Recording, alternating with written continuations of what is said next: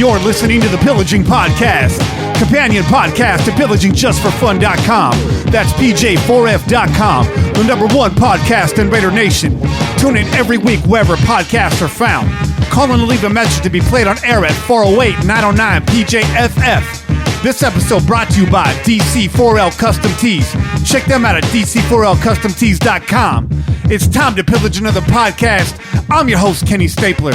Bobby, Che, what's up? What's good, brother? What's happening, brothers? Yeah, we up in here. We're up in here. We all up in here. First off, just to say, I just want to say thank you to everyone that's been donating. The donations are still rolling in. Yep. The season is over. Yeah. And you guys are feeling a lot better, and I can tell. Yeah. I can tell. Everyone's a lot happier, man. Let me go ahead and break them off some. Because of those donations, we were able to afford to bring in Bobby this week. Yeah, we flew him in. His appearance fee is high. Yeah. But I mean, you know, I'm not going to deny it or not, but I do have those purple rains. Oh, yeah. You know, sitting in the green room. Yeah, we had to pay extra for those, so he didn't bring them with him. Yeah.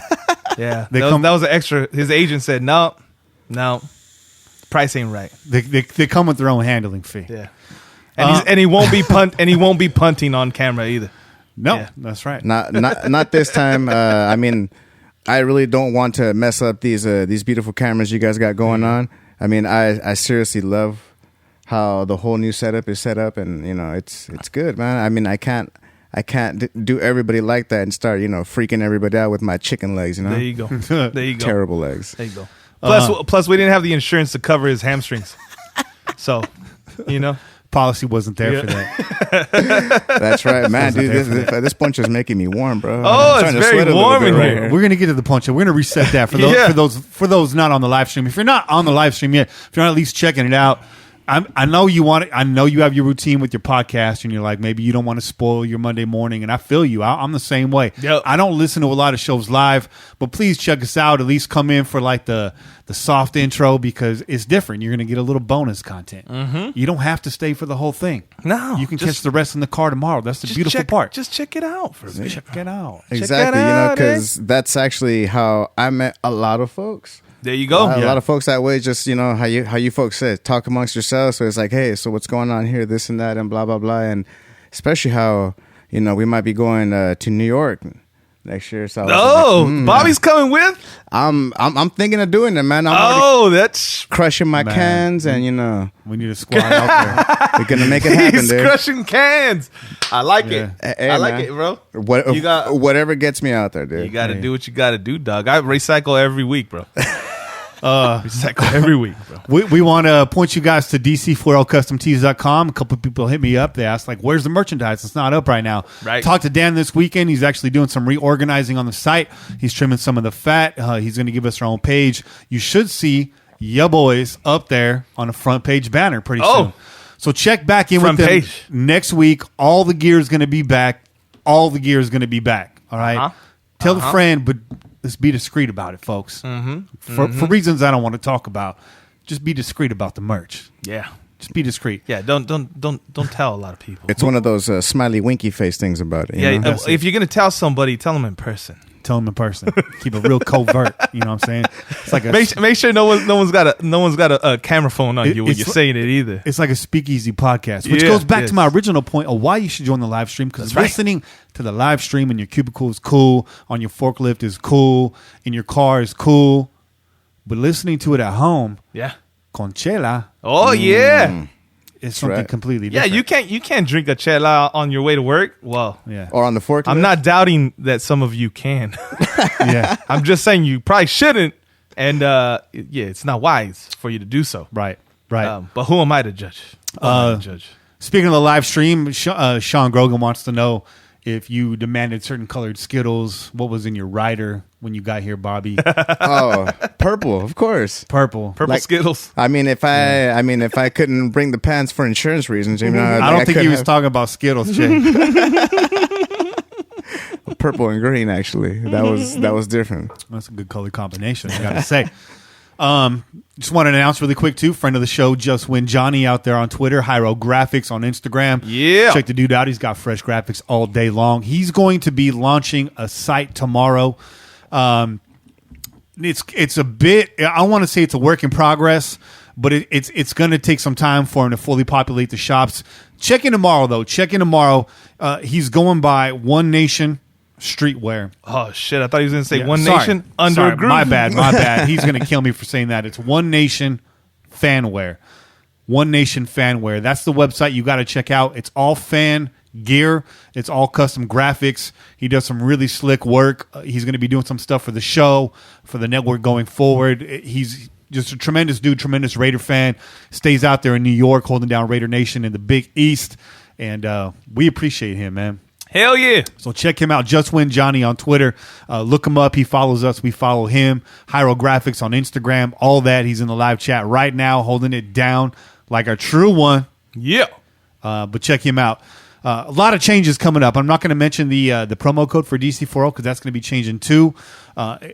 Unfortunately, it pains me to say this. More changes to our network, not to the world, as it were. The world remains as great of a place today as it was this morning. Absolutely. Yeah. But Cody and Chris have moved on from the network. They're going to be setting out on their own. They have left the pirate ship, and they're out there on the high seas. But we still support you guys. Yeah. Should we see you when the tide rises and you need a little something, you're always welcome back on board this pirate ship. Y'all already know where to find us, though. We got dry towels. Yep.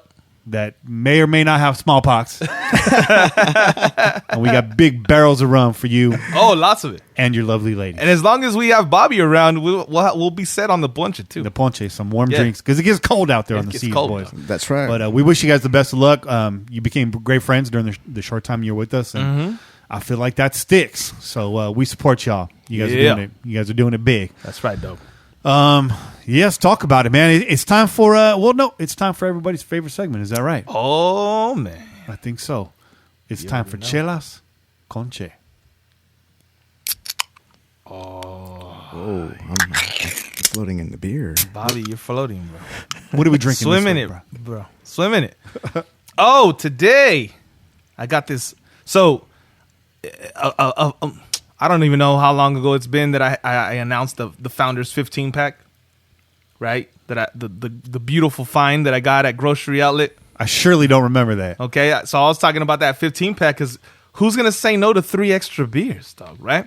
Well, I took a little drive over to Grocery Outlet again, and it just so happened that they decided to release another beer in a 15 pack. Is that right? Wow, that's right. So I got this beautiful. Look, it's angelic. No joke. It's angelic. You see the angels? It tells you that this beer's from heaven. But those of you guys looking at the live stream, you guys can't see this fucking beer because it's green. So let me hold it in front of me. It looks cold. It's green right now, but so it's blending into the background. That's all right. Founders Centennial IPA. Okay? It's a Centennial IPA. Meant for the ages. All right, so we got this beautiful beer. I'm drinking it. We got a few more in the fridge. Yeah, and your boy, there's a handful in there. We'll be partaking in all these chelas together because after the break. What I'm drinking right now is this beautiful ponche. Oh yeah, the beautiful ponche. That's right. Yeah, the beautiful ponche. It's a double fisted chelas conche. Not just chelas. Chelas con más. Let me get chelas con algo más. Yeah. Founders, I need a sponsor.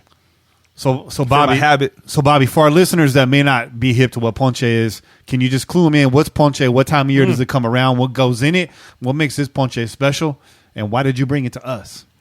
Ponche basically is, as Che was saying, it's a winter thing, you know. Like normally the time you see it is around the holidays. And it's a comfort drink. It is, man. It just warms the soul. Oh yeah. There's no better way of saying it. It just warms the soul. And what it has in it, it's basically like a giant tea. Okay. All this stuff gets kind of just chucked in there. It's like a big old punch. Yeah.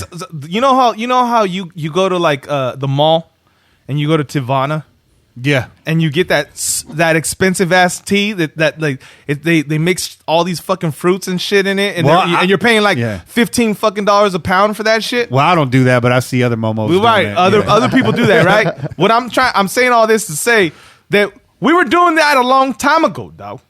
Ponche is the evidence Yeah. that we've been doing this. Ponche is the essence. And you don't even have to pay for it. All you got to know somebody's tia, and you got it for free. And it's just like tamales, man. That's right. It's everybody does it. That's right. So whatever house you go to, you're always gonna leave with some tamales Right. and a little ponche, or or some whatchamacallit, some atole as well. But Atole. I'm not a big atole. fan. Not a big fan of atole. but that's the thing about ponche It's a little is that you see atole, like you said, it Hey, gets if thick. I want to drink cream of wheat, I'll tell you if I want to drink cream of wheat. All right, I'll tell you, bro. Hey man, that's what happens, fuck, when you cold, Hey, You have to warm listen. up everything you can. You got to understand, this is immigrant food, bro. Okay, Yeah. these are immigrant drinks and immigrant food. It's a way to get a whole meal all in one, bro. Like these are protein Yeah. shakes before there was fucking protein shakes. Okay, Atole is like drinking a fleece lined jacket. It's very comforting, but something feels kind of wrong about it. No, hey, It's a fluffy drink, bro. hey, It's real fluffy, bro. If your mom saw you were a little skinny, bro, you best believe she was serving you up some fucking atole, bro. Okay, That's that It's corn. like, ay, mi mijo está That's bien that, flaco. that's that masa shake. And always doubled up. See, but the thing about Picking your ass up. about the ponche is, see, where the atole, you got to warm it up, and you have to do it right, or else it just starts to burn. Starts Oh, to stick yeah. at the bottom. Yeah. Yeah. See, the ponche, you can enjoy it both when it's freshly made, nice that's and right. boiling hot. That's right. And how we're enjoying it, as they say, con el piquete. Yeah. Right there, put a little shot in there. Right. It's a little And shot. that just warms you up that much more. Yeah. Or, you could enjoy it ice cold. And a lot of people frown upon that. I like putting some ice cubes in it and just, bam, just drink it up like that on a nice warm day. Right. Oh yeah. Right. I mean, Oh, but yeah. that's just me though. Yeah. Hey, It's delicious. it's all I gotta delicious. say. However you have it. Put some ice cubes in it. You warm it up. We just warmed this bitch up in the microwave. That's I it. ain't mad at it. I ain't mad. No. I ain't mad one bit. Bobby brought it warm, but he had a drive. He had a little drive. I mean, and not only that, I got all those curves to be careful about. So He was trying not to spill that shit. I had to be careful. Well, not only that, just getting in the damn car to begin with. I was like, man, I don't want just to lose it just on the damn first stop. Right. Just spill like half of it and then just come here with nothing but just a bunch of pulp and stuff. Be careful on them curves. Oh yeah, You yeah. you need to slow this motherfucker down. Slow this motherfucker So, down. It made me spill yak. You almost made me spill yak on this $100 suit. You need to Get it together. Yes. motherfucker. So All here right. it is for y'all. I'm hoping y'all enjoy it. Oh yeah, no, it's a beautiful It's thing. delicious. Man. It's It's delicious. a beautiful thing. I'm Yeah, it's very good. feeling that shot, man. Oh, Honestly, yeah. I don't know about y'all, but I'm feeling great. We're doing good. Yeah. Feeling great. Feeling good. How are you? Excellent. You know what I'm feeling like? Oh yeah. I'm feeling like some draft picks. That's right. Raiders draft picks now set at number 4, number 24, courtesy of the Mac trade, and number 27, courtesy of the Amari Cooper trade. It's all set in stone, boys. 3 picks, 1 at the top, 2 close together at the back of the first round. There's a lot of different ways we can go with that. Mm-hmm. We're not going to start talking about that right now, but we are going to start talking about that on this episode. We Yep. got Austin Gayle from PFF Pro Football Focus That's joining right. us shortly, and we're going to break some of that down for you. I know you guys are going to probably go to the moon with all of your draft conspiracies and theories and choices and how we're going to trade this guy for that, but we're going to debunk for some of that for you guys today as well. That's what we do, right? That's what we do. That's what we do. The Raider Nation, it's got all the conspiracies. Got all the conspiracies. I mean, you got to get Rusty Shackelford sometimes, That way you can shake out the real conspiracist. And, be like, all right, cool, not that one. Keep it going. Flat Earth? Flat Earth, anyone? Oh, damn. Nah, count me out, bro. Hell no. You can count me out. man. Yeah. All right, well, let's keep it moving. The Raiders are still homeless in the Bay Area. I seen them out there shaking their cup just a couple of days ago. Nah, they got options. They got a lot of options. As a matter of fact, we heard what some of those options are this week. Those options continue to change, but right now, where they stand is sharing a stadium with the San Francisco Giants, the Santa Clara 49ers, the San Diego. The San Diego. The San Diego. San Diego. San Diegans. San Diegans. San Diego. And the Arizona Cardinals. Those are your options right now. That's what's being talked about. Of course, we see this list change almost day to day at this point. It's anybody's guess as to where the Raiders play next year, but I still feel like the highest odds remain with the Raiders returning to Oakland for one more year. This is true. You got to think that Mark Davis is going to swallow his pride, pony up the money, save some money on the back end without having to move twice, and give a very large chunk of this nation what they want. He spoke about that. He spoke about that prior to the lawsuit even being in place. Yeah. He even said, you know what? It might sound stupid. It's a really bad business decision to fork over this money that they're probably going to use in a lawsuit against me. Yeah. Right. He's all, but I find it difficult to not give these fans what they want. So we're really hoping you follow through with those words, dog. We really do, because we really want another season in Oakland, man. No offense to those people outside the Bay Area, those that maybe live close to Vegas or just way outside. For all of you guys, I know that moves. It's not a big deal, but for us, it's big effing deal. Big effing deal. That's right. It's huge. So, with that being said, we're homeless in the meantime. In the meantime. Hey, but at least we look good homeless. We do. Black. We're freshly washed, We got our hair, trimmed. Yeah. Our nails ain't fucking out of control. Yeah. There's no dirt underneath them. We scrub every day. Well. Right? We got plenty of meals. Yeah. That's right. You know what I'm saying? Yeah. And plenty of chelas, too. Plenty of chelas, too. We're We good. don't even have to ask anybody to give us some fucking pennies to buy a chela. We're cool, dog. We're doing good. And one other bit of news this week. The Raiders hired defensive line coach Brenton Buckner. He was hired by the Oakland Raiders. Brenton was responsible most recently for raising the Bucs' league-low sack total of 22 sacks to 38 sacks in 2018. So out with the old, in with the new. Just a little hiring there. We also hired, I believe, 18 new assistants. We're not going to go through that list right now. Nah. That's what we're not going to do. Nah. This is quick hits, not big lists. Yeah. You know what I mean? That's too many lists right there. It's too many lists. There's a little play on that word, bro. That word kind of ran into something else, man. I was a little worried there. I was concerned for a second, but Yeah, it's all right. We got Carry out of on, there alive. carry on, gentlemen. We got out alive. But it's time to move forward. It's time to move into Silver and Black Fats. Brought to you by PFF_Raiders every single week at PFF_Raiders on Twitter. Make sure you check them out. oh yeah. Fact. So this week, we want to talk about Derek Carr. That's what we want to talk about. I know everybody else is they're doing different things. We're going through position groups right now. They're breaking down the draft already. I feel like it's too early to do that. I think by the time you get everything set in stone, it's going to shift again. And next month, those mocks are going to look way different. So we're going to wait on that for just a moment. Okay. And we're going to talk about what we have in-house and what we think we have for the future, what many of you believe hasn't been there all along. And that's number 4, Derek Carr. I kind of want to just hammer this point home. So we're going to use this segment to do so. Let's do it. I'm not against Derek Carr getting traded out of Oakland. Or I can't even say that anymore. Out of the Silver and Black. Out of Raider Nation. But not right now. If that's going to happen, he gets one more year guaranteed. And this is why.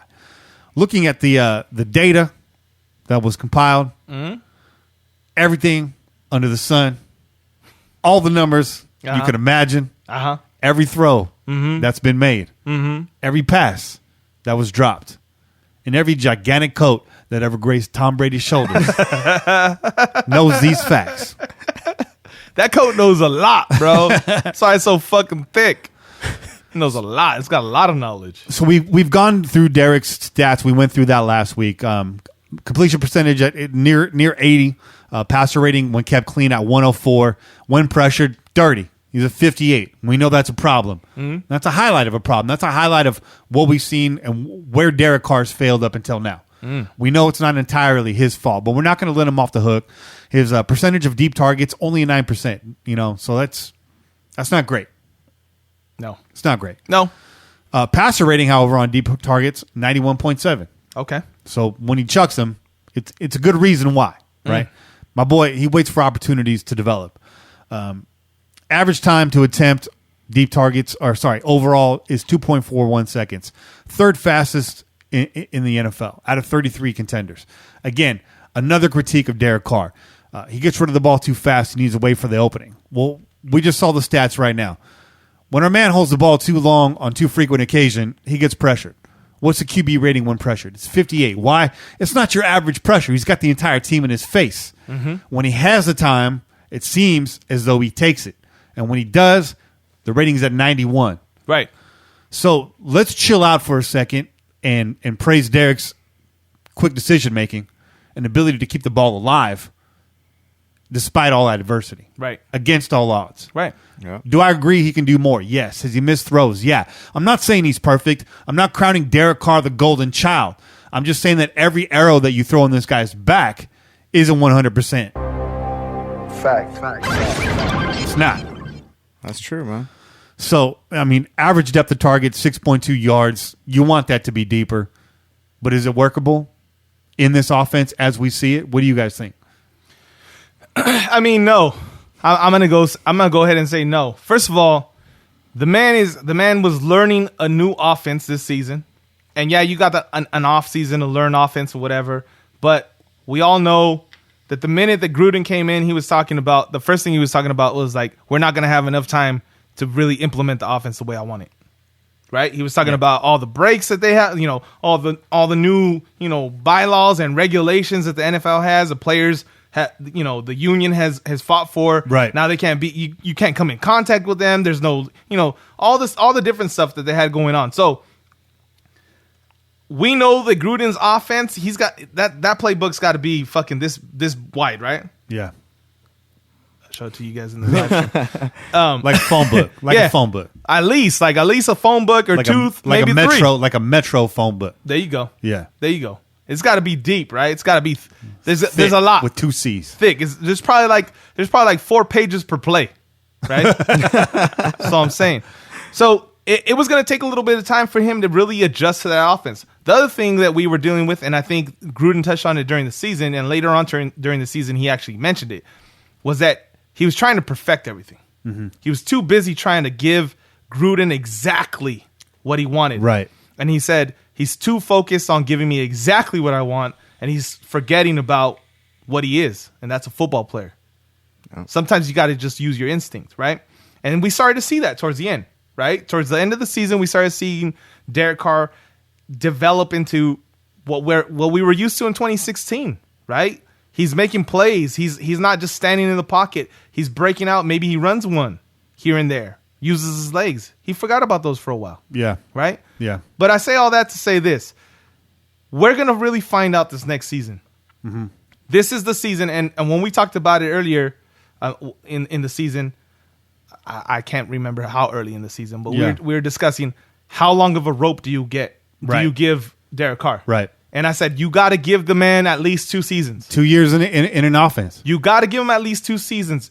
If he doesn't show improvement, vast improvement from this season to next season, then all the arguments and all the complaints and everybody's bitching and this guy is, we should trade him. Let's trade him for this pick and that pick, and let's pick up fucking nobody from so-and-so's team. Yeah. And we'll just run with him for a while. Right. Like that's the biggest nonsense I've ever heard. But the bottom line is that you got to give the guy 2 seasons. If you see improvement, then you know that it's trending upward and you stick with him. Right.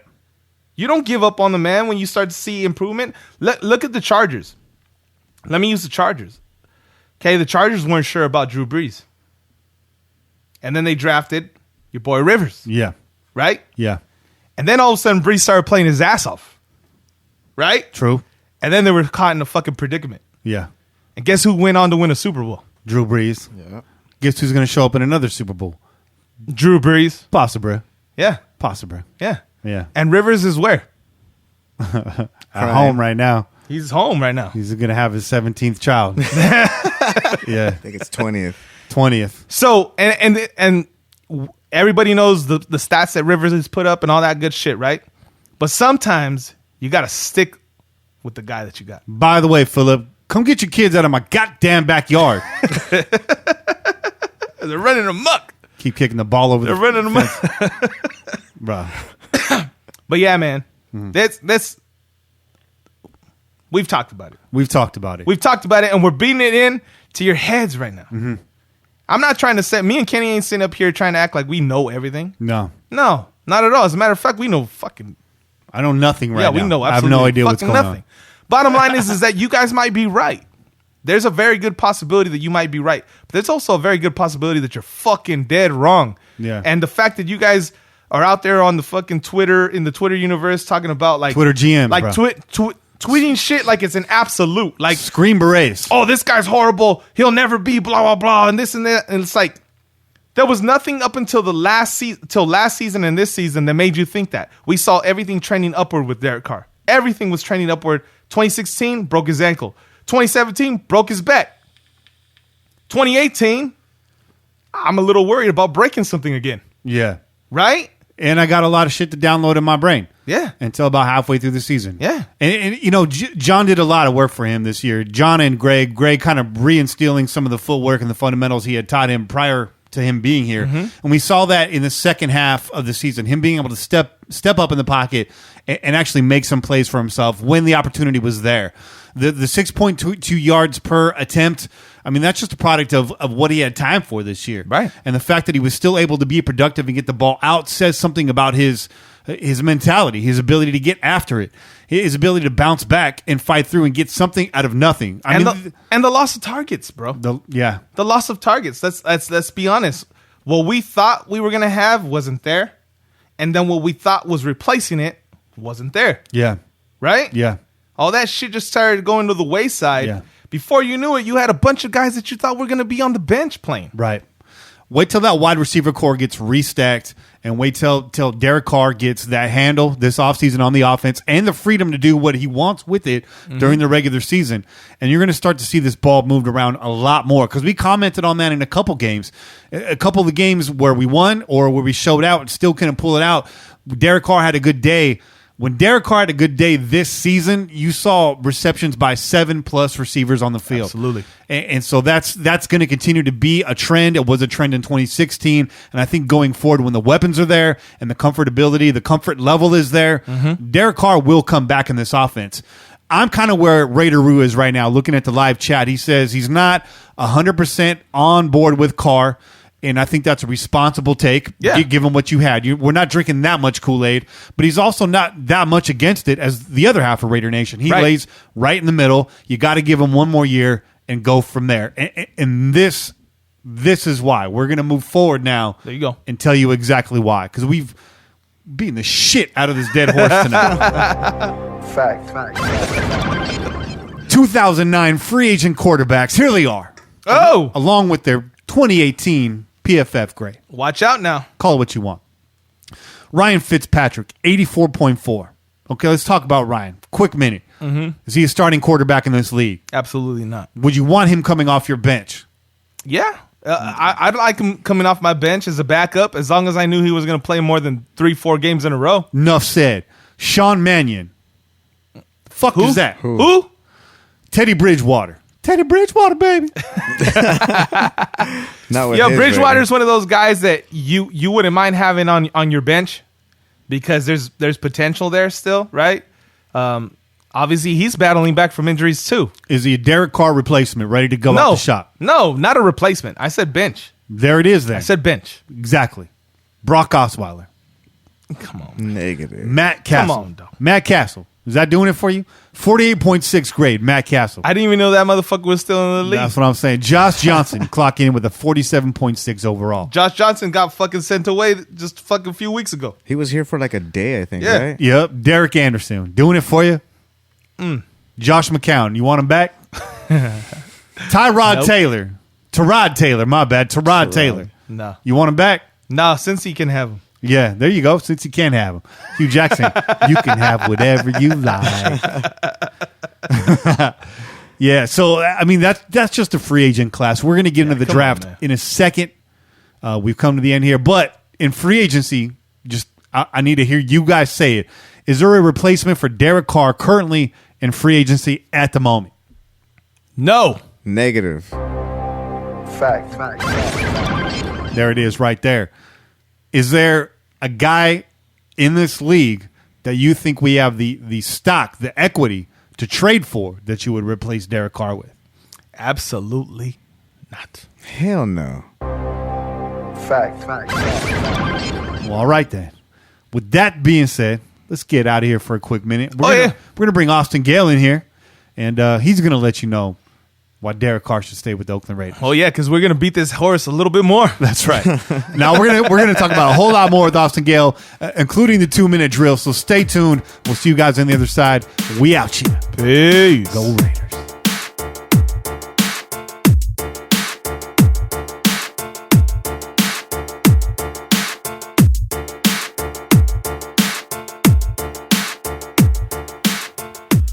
All right, and we're back. And joining this week is Austin Gayle from Pro Football Focus. Austin, welcome back to the show, man. It's been a while. It has. Thank you for having me. Really quick, just so the people know where they can follow you, where they can read your stuff at, and where they can find you. Yeah, go ahead and follow me on Twitter at PFF_Austin Gayle. That's AUSTINGAYLE. And go to ProFootballFocus.com. A lot of content coming out there. Good stuff this week going playoffs and free agency, the draft. Going to be running it through. Football season doesn't really end for us, and I'm sure it doesn't end for you guys either. Wonderful. So, again, welcome back to the show. Let's get right into it. It's an exciting time of year for football fans whose teams are not in the playoffs, even still, because, as you know, the NFL is a year-round sport these days. You got the NFL draft and free agency right here on the horizon, Austin. So let's talk about it a little bit. As you know, the Raiders have holes at many positions and a lack of depth seemingly across the board. Tackling free agency first, what position groups on this roster do you feel are best served by free agency? I think you have to look at pass rusher. Grady Jarrett, defensive interior for the Atlanta Falcons, is having his contract come up. Trey Flowers, who finished as a top 5 edge defender from Pro Football Focus's grades, will be a free agent if not re-signed by the Patriots. You look at DeMarcus Lawrence for the Dallas Cowboys, Davion Clowney, Houston Texans. There are Brandon Graham, Philadelphia Eagles. There was a lot of pass rushing talent that's going to be hitting free agent waters if left unsigned. And that didn't even mention Ezekiel Ansah.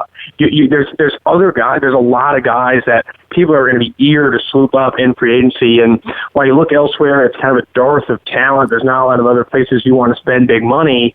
I think pass rusher is one where the Raiders need to find one. You know, you go back to what John Gruden said. It's hard to find a good pass rusher in this league. Well, yeah, it is, and I think it's time you pay one. I mean, pay big bucks to Trey Flowers, Grady Jarrett, Clowney, or Lawrence. I mean, there's reason to pay those guys a lot of money. I think as the NFL continues to kind of figure out where they find value in which positions, quarterback is obviously number one, and you're starting to see pass rusher might be that number 2 because it's so hard to find good pass rushers. You can't just find them in the 4th or 5th round like you can with other positions. You need to find them early in the draft, and if you don't, you need to pay them big money to have them. All right. Okay. Well, that about says it. Is there anybody on the top of that list for you that's doing it for you in free agency as a pass rusher? Who would you grab? Trey Flowers is number 1 for me. I mean, he is an all-around, complete pass rusher. Is almost better against the run than he is rushing the passer. But, I mean, having that edge defending, having a talent like that edge defender really allows the defense to do so much more than what they were able to do in 2018. You combine him and spend even bigger money maybe with Grady Jarrett on the interior. Yes, they have rookies there with P.J. Hall and Maurice Hurst, bringing a veteran talent like Grady Jarrett to pair with him and then insert him into that interior rotation. That would take the Raiders' pass rush from 32nd in the league far up the boards because it would just bring so much talent and allow Gunther to do so much more. I think those are 2 big names that the Raiders can really fill in free agency. All right. So, Austin, I know this is kind of a dead horse at this point, but there's still people talking about it. And with free agency out there and the draft right around the corner, the trade whirlwinds start to pick up. I know the Raiders were game changers this year. They kept the in-season trades going, as it were, around the league. Yep. Sort of trendsetters in that regard. But here we are now in the offseason. Derek Carr is on many people's hot seats, not everyone's.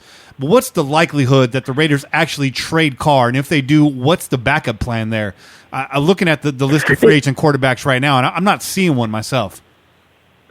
It's hard to speculate without being, in that locker room, in the building, and really getting an understanding of John Gruden's take away from the media, obviously in front of the media. He loves Derek Carr, wants to win with Derek Carr. I'm pretty sure he said that about Khalil Mack, too. I'm pretty sure he said that about Amari Cooper as well. You can't really take what he says to the media to heart and say that, really hold that true when you're thinking about where Derek Carr is going to play next year. I think if John Gruden gets a call from the Giants, a Dolphins, a Jaguars that is, offering maybe a first and a second round pick or something that John Gruden likes, I think he'll pull the trigger on Carr. Does he have a backup plan? I don't think so. Obviously, you have to swing the bat on a quarterback in the draft. You have 3 first-round picks. You're going to be able to get one of the best, if not the best, in this class. Whether or not that's your guy in the future, you can swing the bat on one, and then you obviously have 2 first-round picks in next year, 2020 draft, where if you didn't get the quarterback you like, or you put in a stopgap quarterback to start in 2019 to move on to 2020 and maybe snag Justin Herbert, that makes sense too. I think we'll see what he wants to do, but people are ruling it out. I'm not saying it's likely, but you cannot rule it out. I think if a team does call Gruden with the right offer, he'll pull the trigger and do what he can to get his guy under center rather than Reggie McKenzie's guys, because he knows, what his opinion of Reggie McKenzie's guys at this point. If he can get his own guy in there, I think he will. Okay. All right. Wow.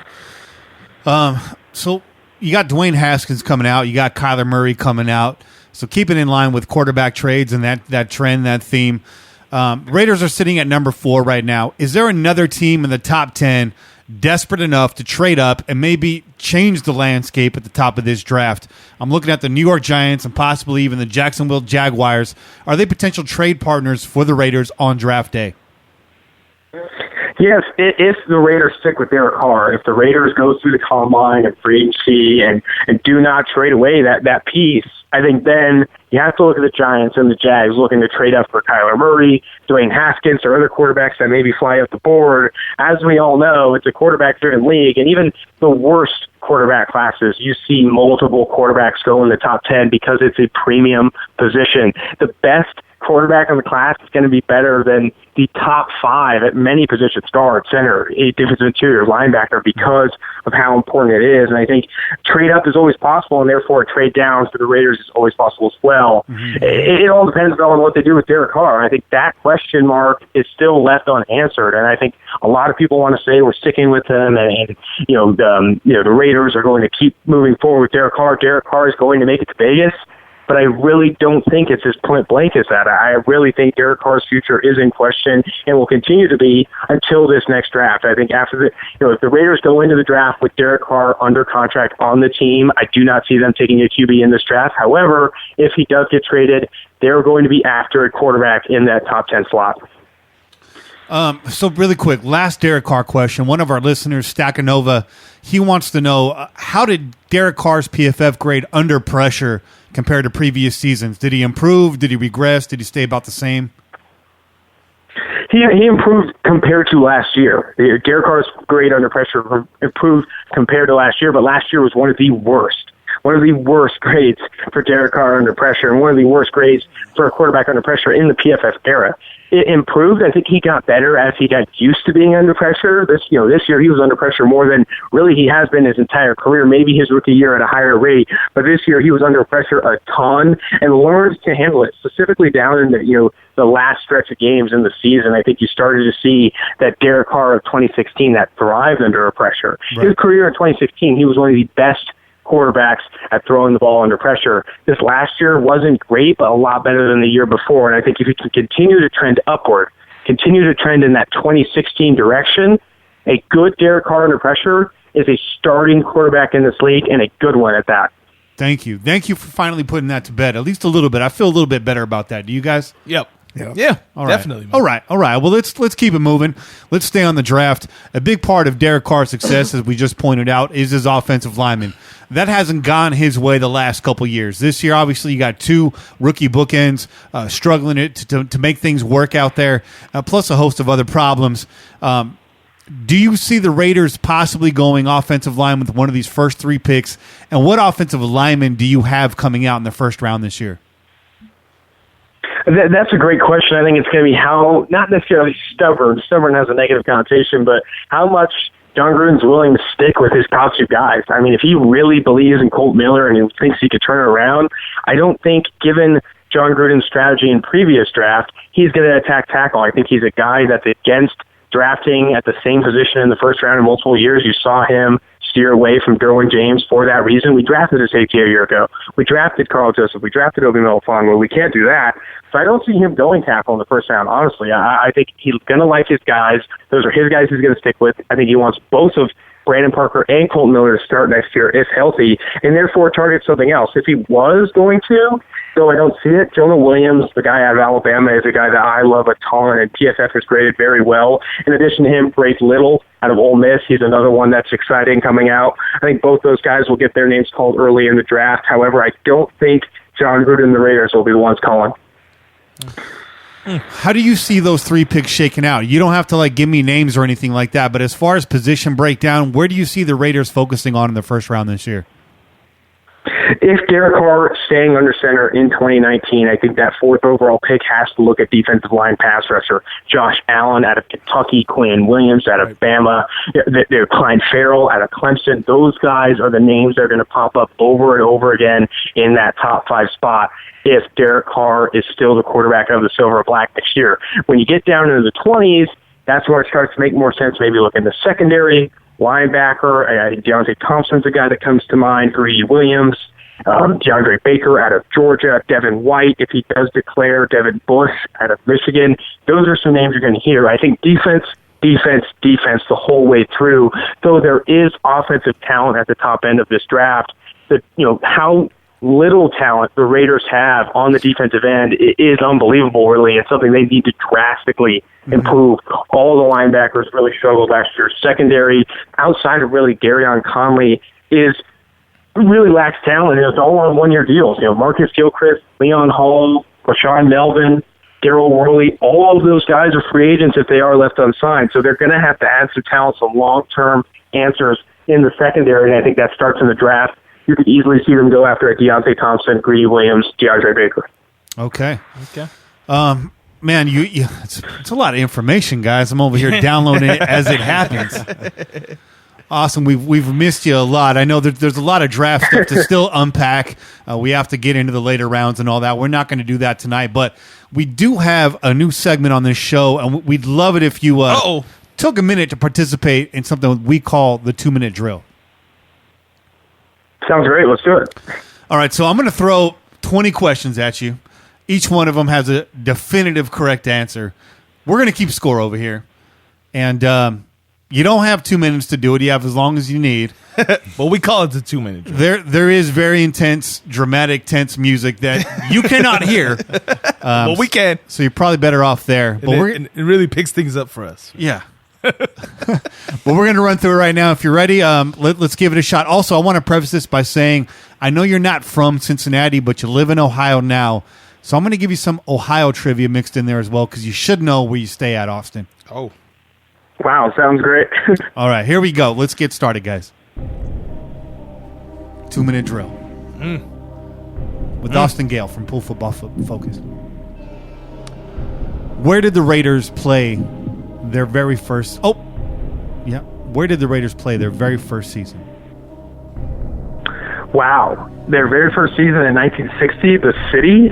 Oakland, California. Unfortunately, that's wrong. That's wrong, Austin Gayle. The correct answer is Kezar Stadium in San Francisco. Number 2. Was Howie Long drafted as a Raider? I'm going to say no. Wrong again, Austin. The answer is yes. In 1981, Howie Long was drafted by the Silver and Black. Next question. Are you ready? Yes. In what round did the Raiders draft Steve Wisniewski? Second round. Correct. That's right. It was the 29th pick in the second round. This Ohio rock star wants to make love to you like a four-legged creature. What's his name? I have no idea. The answer is Trent Reznor. He wants to F you like an animal. Trent Reznor from Ohio, ladies and gentlemen. This Ohio-based disc jockey invented the term rock and roll. I have no idea. Alan Freed invented the term rock and roll back in the 1950s, on air, live, as it were. All right. Another Cleveland question coming at you hot. This Cleveland theater is the second largest performing arts center in the world. The world, Craig. I'm drawing blanks. It's the Playhouse Square. Large place, apparently. Large place. I think he can't hear the music. It's making him nervous.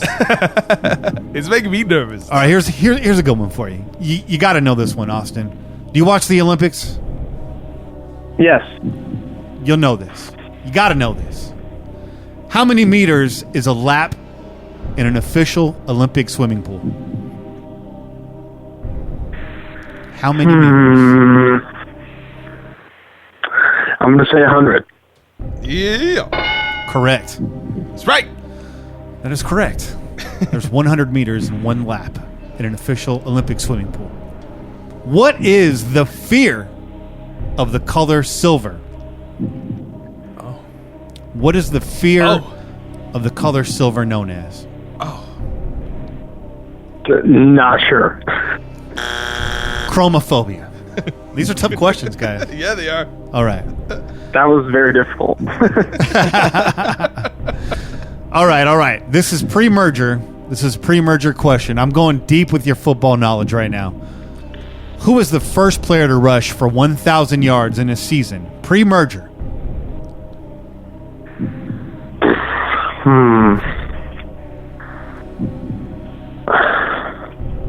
That is... not sure. I don't know. That's Beatty Feathers. That's right. Who knows that, dog? Who knows that? You never know, man. This is the gauntlet, bro. I'm telling you. You just made the most difficult question show on the planet. I'm not making it easy for anybody. Austin, you got this one. I know you do. What player led the NFL with 27 rushing touchdowns in 2003? LT. It's Priest Holmes. Oh, shit. Lit it up for fantasy football that year. My first year in fantasy football. I did not have Priest Holmes. Yeah, you got that right. You did it. So I did not have Priest Holmes. Who was the first professional quarterback to pass for 5,000 yards in a single season? That's a good question. This is modern era, relatively. Yeah.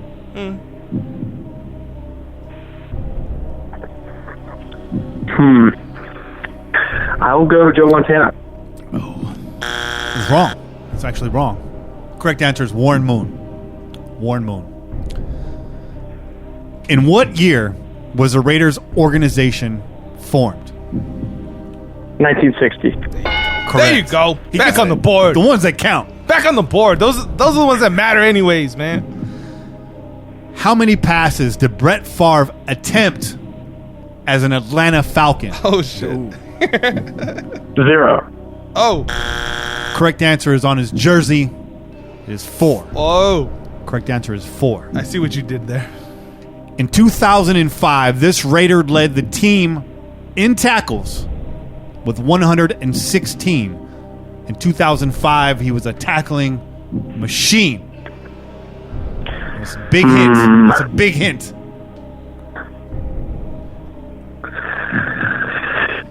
Kurt Morrison? Yeah. Absolutely correct. My alma mater, San Diego State. Digging deep. This prolific bassist played for soul and funk legends James Brown and George Clinton. And he hails from Ohio. Yep. And his name is? I have no idea. What's his name, Che? Motherfucking Bootsy. Oh, baby. That's right, mama. All right, we're almost to the end here, guy. We're almost to the end. When Forrest Gump was in the Army, what sport was he good at? Oh, shit.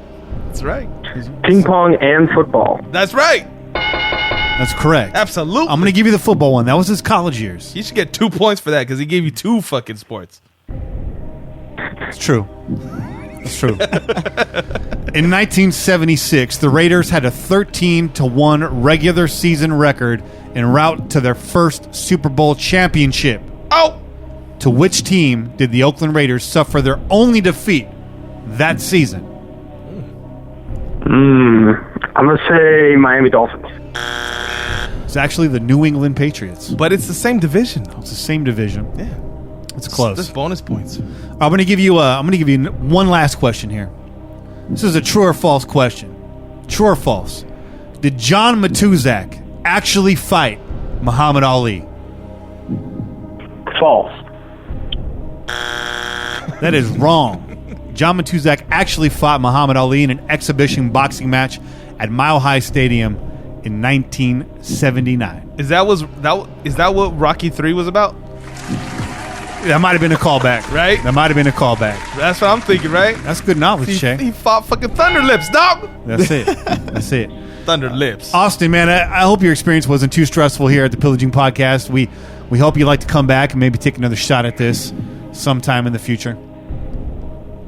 Yeah, absolutely. I feel bad. I didn't get a lot of those right. Don't feel bad, man. We don't get a lot of those right. To be fair, those are very difficult, but maybe I'll take it a little bit easier on you next time. What do you guys think? Well, first of all, what we really want to know is what music genre do you consider yourself an expert in? Probably none. My music, shit. my music trivia is not good. I feel like I don't know music that well. All right, I have to admit. Then let's take it to film. Movies. Film genre? Okay, Yeah. I'd say comedy. Okay. All right. Comedy. That's where we got to go next. That's where we got to go. All right. We're going to make it up to you, man. Try to We're get going to in make your- it up I to like you. it. I like it. Yeah. Austin, man, it was great joining us, for you to join us. I know it's late out where you are, so we're going to let you go, but we'll keep in contact and see you on the interwebs, man. Yeah. Sounds good. Thank you. All right, man. Take Peace care. out, brother. All right, good little segment there with Austin Gayle. You had him sweating, dog. Yeah, I was I'm laying sweating. in. I had to go to some alternate questions there at the end. I felt bad. Those are You some went hard, bro. Difficult ass questions. You're man. ruthless, man. Baby feathers, bro. You ruthless, Baby bro. feathers, bro. Baby was that? feathers? Sounds like, who the hell would have came up with that? That All right. shit's ruthless, dog. You the motherfucking Eazy-E of this fucking Pillaging podcast shit, dog. Yeah, I didn't say this was Wheel of Fortune, man. This is Jeopardy, bro. This ain't Wheel of Fortune. This is Jeopardy. Fucking Alex Trebek over here, dude. Just nodding his head. I No. just want to remind our listeners he did not frame any of those answers in the form of questions. So he had negative fucking $100,000. Nah, Austin's Right a good sport, man. He got the ones that counted right. That Matuzak That's right. one, though. That Matuzak one is a doozy. Mm-hmm. I think I got that one right when you ran me through the initial gauntlet. You did. And I just was like, it's such a silly fucking question that it's Yeah. got to be true. And shout out to Cain. Cain threw some of those questions in there, too. He's got a couple food-related questions that we're going to hold in the pocket. Oh, yeah. But we got a database of questions going. So if you feel like you got a good one, DM us. DM me on Twitter. Send me an email. Yeah. DM me on YouTube. Yeah. Instagram, wherever. We'll get it compiled. Yeah. We always need more questions. That Punch is trying to get back That out. punch is coming back. Yeah, that was haunted. That punch is coming back. That was that haunted. shot, man. Look at it, it's coming back right here. So that's it for the first half of the show. We're going to take a quick break, guys. We're going to come back on the other side with your phone calls and Cain's Corner. That's right. That's the Our plan. brother's coming back. That's it. So in the meantime, we out here. Peace.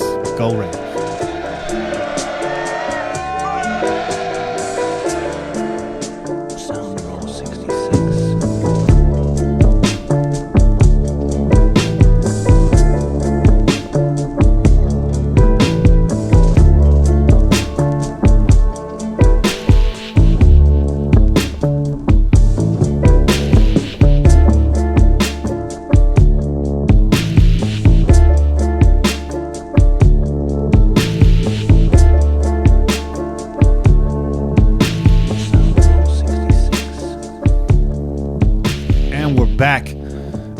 Back from the break. We're going to listen to your guys' calls right now. We're going to go right into that. This one coming from the 435. I believe this is Raider Roo. All right. Kenny, Shay, hey, it's Raider Roo. Just want to say, well, next weekend's AFC Championship game is shit.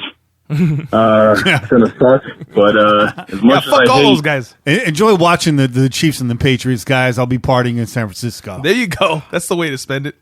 Patriots and Tom Brady right now, I gotta hope they pull it out because I don't want to have to live in a world That's what where you we said. have to watch the Chiefs play in the Super Bowl.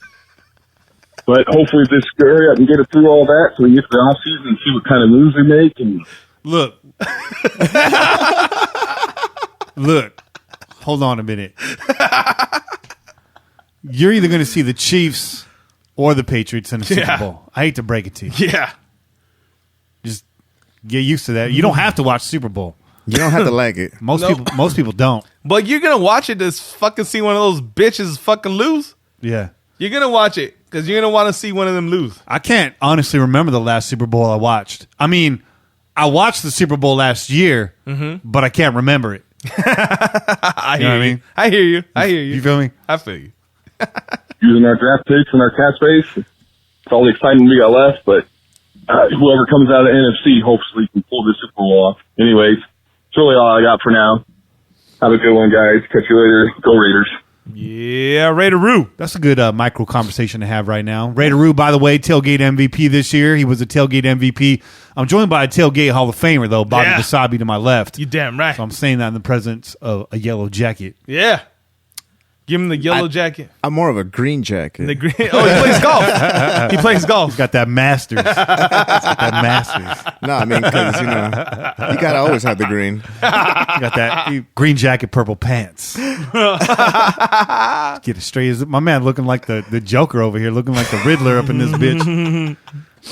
That's a good little conversation to have, though. We do have a nice set of championship games, I feel, as far as matchups go. I always feel the championship games, championship rounds better, more exciting than the Super Bowl. Yeah. I'm going to miss it. I'll be watching replays because there's still good games to watch back. But out of the NFC, who do we got now? We got the Rams and we got the Saints. That's right. So in your opinion, Bobby, Che, who's the NFC representative in this year's Super Bowl? Go for it, Bobby. I'll let you go first, brother. You guessed. I mean, everyone is all like, yeah, New Orleans going to be there. You know, they're going to be right there holding it down. But honestly, I actually think I'm going to shoot for the young coach right here. Okay. I honestly think Sean McVay. Yeah. Protege. I honestly think that, LA going to actually step up and go right there. And I think they could take it, man. I said it right from the get. I hated saying it. Yeah. But I was like, I could definitely see them doing it, man, especially with the kind of talent that they got. And yeah, dude, they definitely gonna do something, man. So Sean versus Sean. It's the Sean Bowl, and you got McVay coming out on top. We should have Sean Hildebrand on next week. Right. Yeah. For the Sean Bowl. Yeah. It's only right. Once again, it's Sean. It's Sean. Once again, only it's right. Sean. It's only right. Who you got, Che, coming out? Let's give you the AFC. Let's pivot. Let's give you the AFC. Okay. All right. Okay. Who do you got coming out of that matchup? You got the Chiefs and Tom Brady's gigantic fucking coat. By the way, go just search Tom Brady coat right now if you don't know what we're talking about. Yeah, man. It pair well with the Lenny Kravitz scarf. It looked real nice with the Kravitz scarf wrapped around him. Real That tight. shit would wrap all the way around his shoulders, too. Bro, fuck, man. Like Raider-Roo said, this isn't fucking easy, right? Like, who the fuck cares? Like, at this point, if you're a Raider fan, you don't want either of these motherfuckers to show up. You hope the fucking earth opens up and eats both of these son of bitches up. Okay? But the bottom line is that that's probably not going to happen. And we're going to have to see one of these teams in the Super Bowl.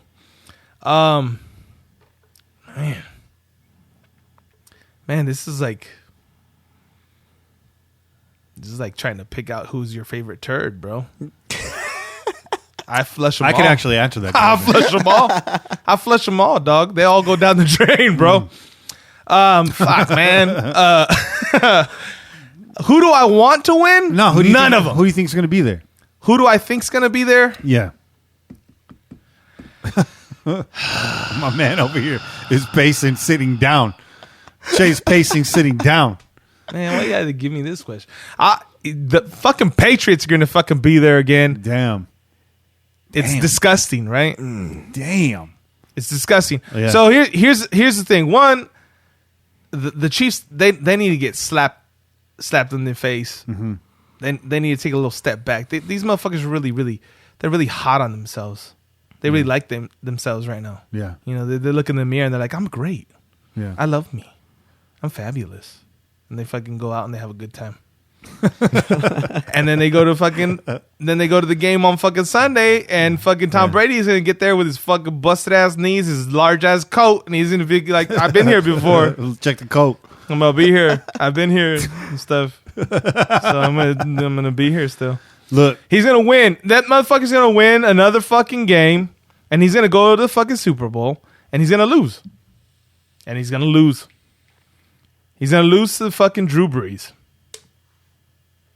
And then that'll be the last that we see of Tom Brady. I like that story. That's a good story. That's a real good story. I said at the beginning of the season the Patriots will not make it back to the Super Bowl ever. But I like where you're going. Well, here they are though. They're in the fucking AFC Championship again. So I see it already. Kansas City Chiefs at Dave and Buster's the night before, feeling themselves a little too much. Kansas City fans, they're at Dave and Buster's the night before, feeling themselves. And there's no better coach to know how to get into his opponent's head than Bill Belichick. So I foresee the way to get into Patrick Kermit Mahomes' head. Mm-hmm. Bill Belichick comes out in full Miss Piggy costume on the sideline, snout, everything, everything, todo. Con todo y todo.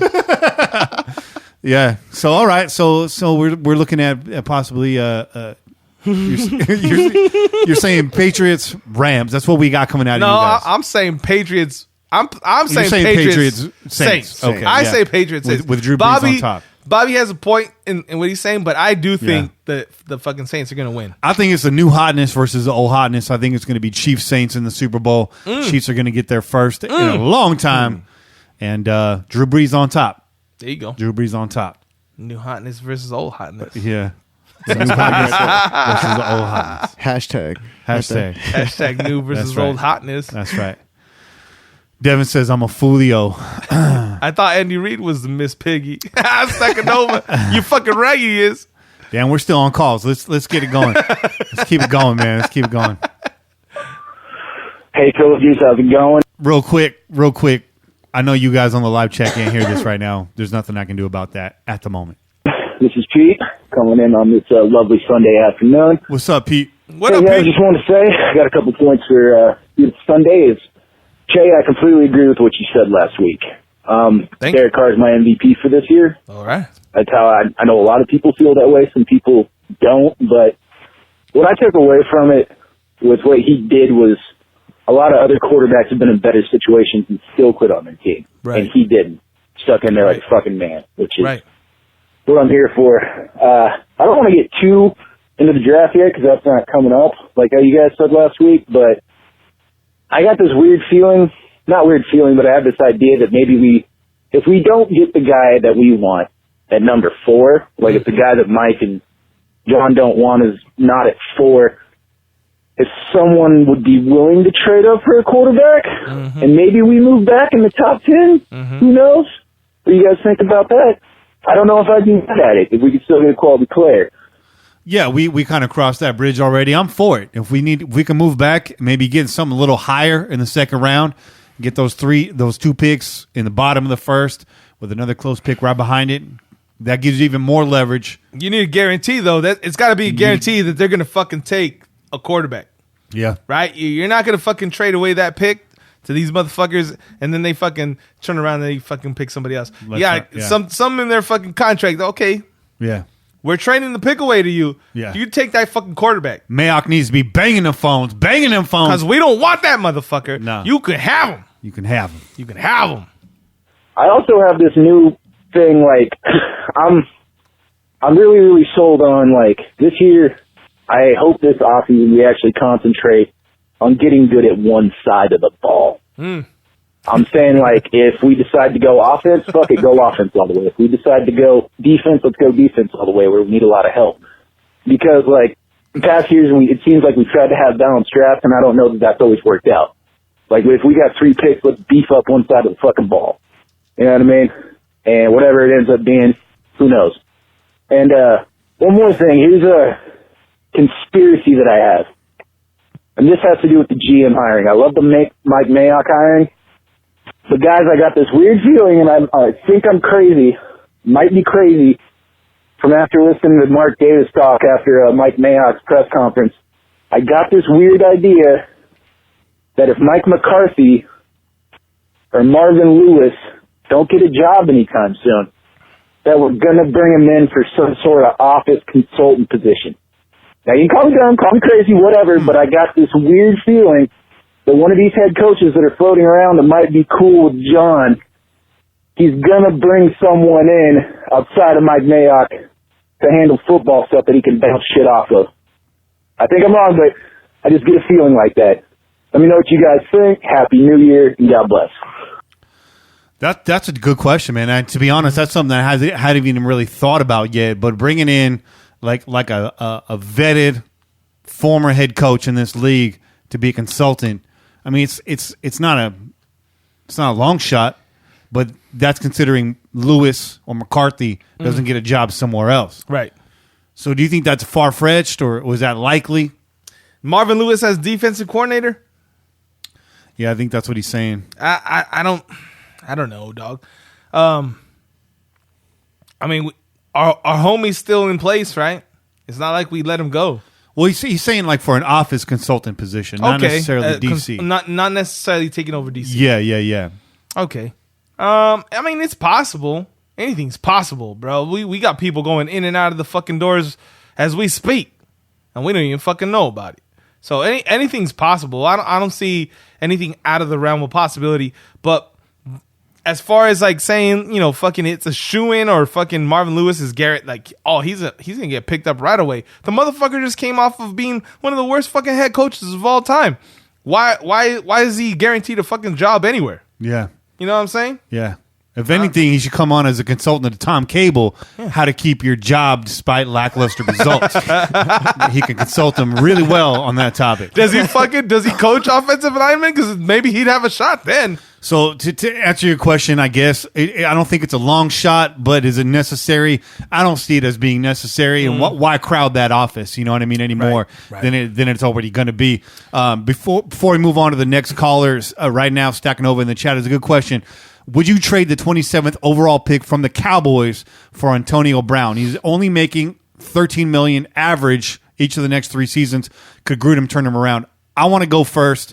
First of all, I want to say I know Antonio Brown can be a bit of a diva.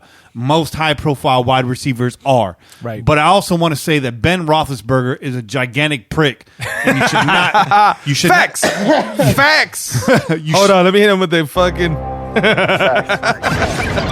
You should not underestimate his influence on that team and the players around him, because I don't think very highly of Big Ben. I don't know what you guys think of Big Ben, but I let Brown off the hook a little bit. Would I take a shot on him and expect John to turn him around? No. I mean, we had Martavis Bryant here. We couldn't turn him around.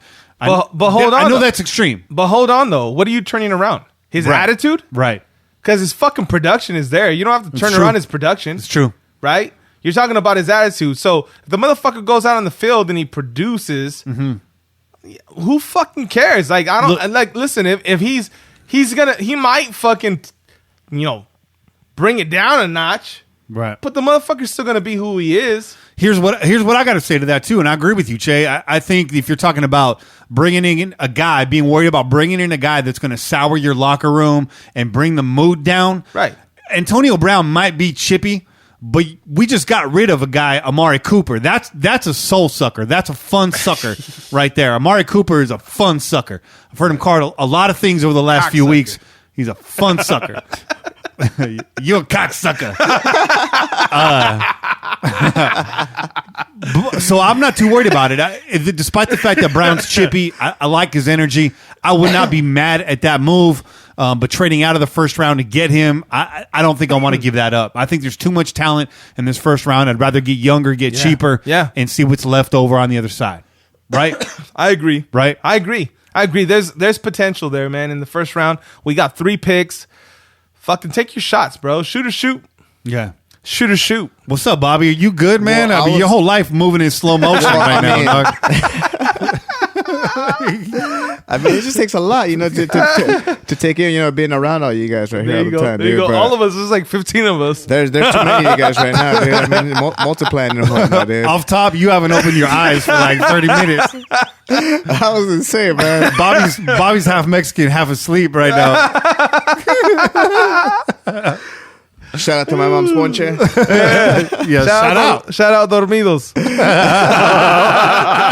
It's Mimi's. Oh, man.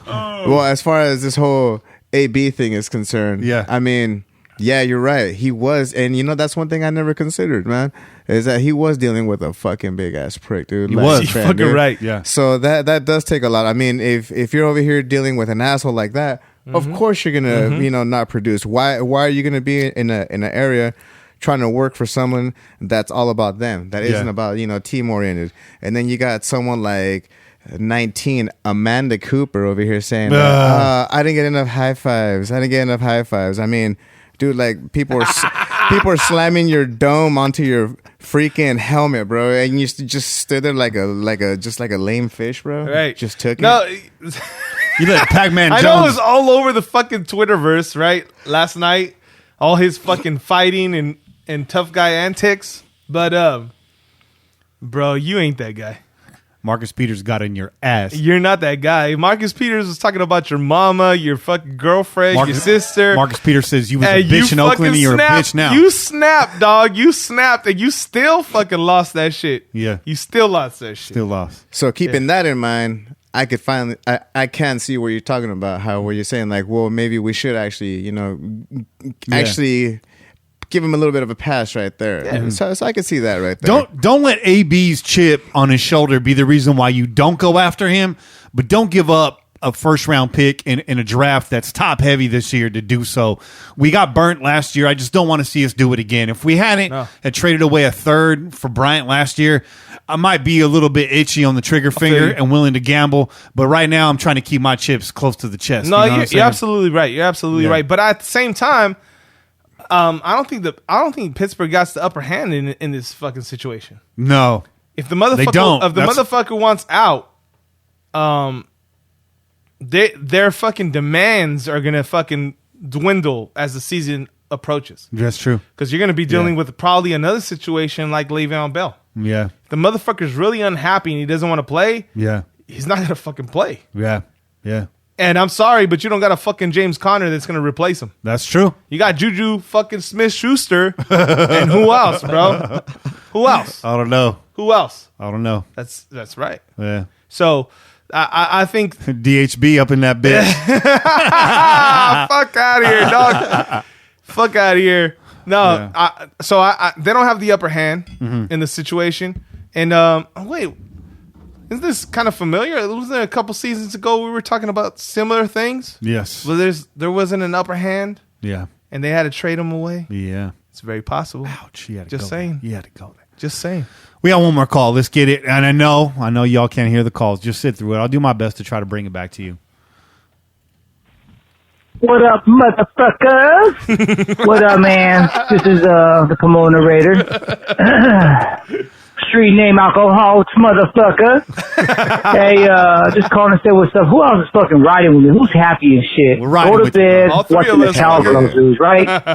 Wake up, watching the fucking Chargirls fucking getting waxed right now, 28-7. Now, I hate the motherfucking Patriots, but I'm from SoCal, so our biggest rival is the motherfucking Chargirls. Mm-hmm. You know what I'm saying? So I know Kenny and Chad, I know you guys, it's probably the Whiners, over there in, Oakland and shit, Battle of the Bay. But for us over here in SoCal, this is motherfucking, even though they don't do shit, they always play us tough. You guys know the Chargirls, when they have fucking Harmon and Sale, every year they play us tough, even if we both were going nowhere. So, I'm loving them getting whacked, little crybaby Rivers and shit, cry on the sidelines. It's roughing the passer. Shut the fuck up. So, yeah.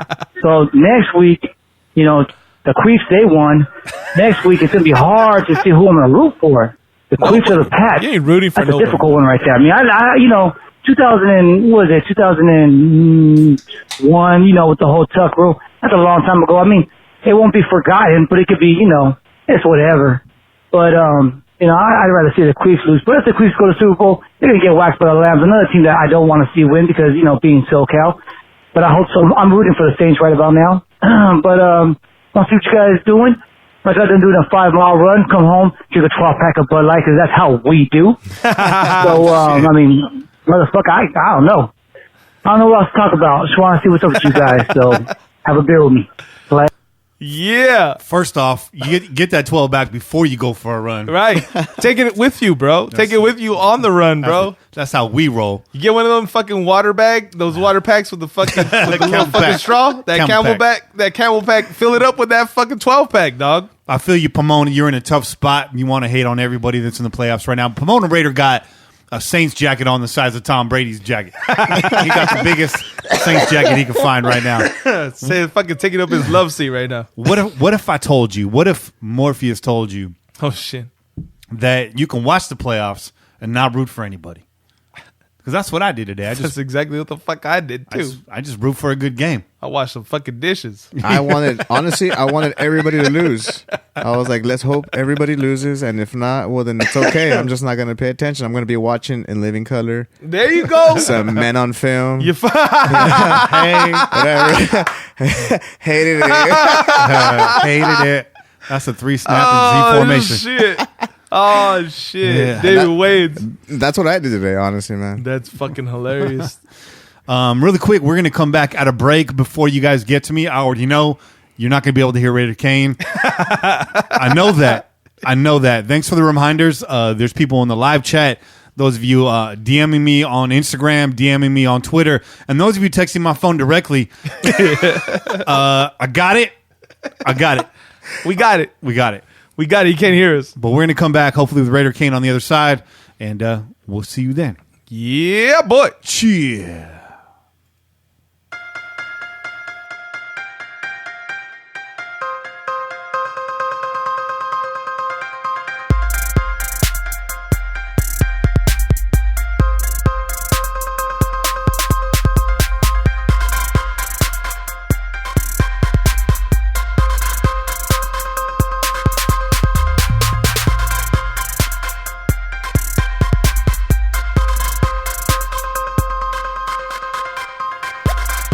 And we're back with Cain's Corner.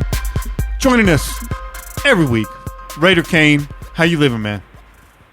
What's good, man? I'm chilling. What's happening with y'all? We're up here in the crow's nest doing the damn thing. Talking to some folks. We had a good conversation with Austin Gayle earlier. I'm joined with Che and special guest this week, Bobby Wasabi. Oh, yeah. And we're happy to be talking to you, brother. How you living out there? Did you watch some playoffs today or what? I caught a little bit of the Saints game, man, and it was a good game. It was a real good game. I enjoyed it. It was good to see the Saints win too. You know what I mean? I was happy to see the Saints win. To be honest with you, yeah, it was a nice day of football. I know you traveled out there to New Orleans a couple years back and saw the Saints get down. So you got to have a little fan appreciation for Saints fan, right? I mean, they at least show out. They know how to get down. Oh man, that stadium is off the hook, bro. They got the music, they got the kickoff song. I mean, it's playoff time. We out of it. So I'm just gonna keep it real. The Saints, if I wasn't a Raider fan, I mean, I'm just saying they got their shit going on, man. You know what I mean? Yeah. Ain't nothing wrong with that. The Saints pose no threat to the Raiders at this time. I ain't got no beef with their fan base. So, for Saints fan, I hope you all get it. Yep. I really do. I like Drew Brees. I know Cain has been a big fan for Drew Brees, a big advocate of his since he was a Charger when he was let go. Cain, you saw at that point Drew Brees was a possible target. How did you feel about that at that time? Man, I'm glad you asked me that, man. When he got traded, I believe he was traded to the Saints, if I'm not mistaken. I wanted the Raiders to trade for him, but I knew the Chargers and the Raiders wouldn't make that trade. But damn, that would have been a good trade right now, man. Yeah. We probably would be a whole lot better off of it as a team if we had made that trade back in the day. That the quarterback is awesome. One of the top 5 quarterbacks. You know what I mean? Got to be top 5. Got to be top 5 all time. Top 5. Drew Brees got the numbers. You know what I mean? If he win a Super Bowl this year, how can you not make him top 5? Right. I feel you on that, but who did we have on this roster to surround him with when he got traded? Ooh, that's a good question. I believe we had at the time. Ooh, man, you asking me to go back pretty far there, Jay. Let's see. Back. This was in like the late '90s, the early 2000s, if I'm not mistaken. Yeah, this was 2004. Let me help you out. This was 2004, and let's look that up, man. On the 2004 Raiders roster, who was there at that time? Who came shortly after? Yeah, let's do it. I mean, I gotta imagine it because that plays a big part in how you fucking do, dog. Right? I mean, shit. That was Jamarcus Russell period. Wasn't that Jamarcus Russell or right before or right around? I mean, without having to, because I'm not Googling everything right now. I'm just straight up thinking off the top of my head. If I'm not mistaken, that was the Jamarcus Russell era or very close to it. This is according to Pro Football Reference. This is Kerry Collins era. Oh shit. Kerry Collins. Yeah, we definitely could have used Drew Brees back then. Well, and we had a little bit of a squad, actually. Jerry Porter out there. You had Doug Jolly at tight end, Barry Sims, Adam Treyu. We had Grove at the guard, and, of course, your boy Robert Gallery starting back then. I still got that jersey. Yeah, I'm looking at this squad right now. I mean, maybe a little something. No, but let's look at the weapons, though, dog. You're talking about people... you mentioned Jerry Porter, but what's the receiving corps look like? Right now I'm just seeing. Hold on, let me get out of here really quick. Okay. Because for some reason they only want to give my man Porter some love. I want to know what the running back situation looked like. I want to know what the receiver looked like. I think that was Justin Fargas. That was right after the Super Bowl era. You had Fargas and Crockett back there. Fargas, by the way, Justin Fargas. That's Huggy Bear's. All right, here's your wide receiver core. Here's your wide receiver core. That's for real, though. Here's your wide receiver core. You had Alvis Whitted. You had Jerry Rice, Jerry Porter. You had Morant. I don't know if you remember Johnny Morant. Carlos Francis. I remember Johnny Morant. We drafted Johnny Morant. Yeah, and Ronald Curry. Oh. And I was actually excited about that's one of Al Davis's weird, strange picks, man. But we kind of got excited about him, though. Right. I remember him. A little bit. Yeah, and then Ronald Curry, and then you guys remember Teo Johnson? Tight end. I remember Teo Johnson. Yeah, remember bro, that. But let's look at so he was a tight end, wasn't he? Yeah, he was a tight end. Yeah. His most famous moment with the Raiders, at least from my standpoint, was when we played Cleveland. And we went to Cleveland the year after we lost the Super Bowl, which would have been, the 2003 season. I think it was his rookie year. Uh-huh. We go to Cleveland. We play Cleveland. And I think they had, like, Josh McCown at the time. And we're in Cleveland, and we score a touchdown, and he gets on his knees and barks and scores a touchdown. That's like the most thing I remember about Teo Johnson. He was supposed to be the next Tony Gonzalez coming out of Cal, Berkeley, but it just never happened. You know what I mean? Yeah. It just never happened.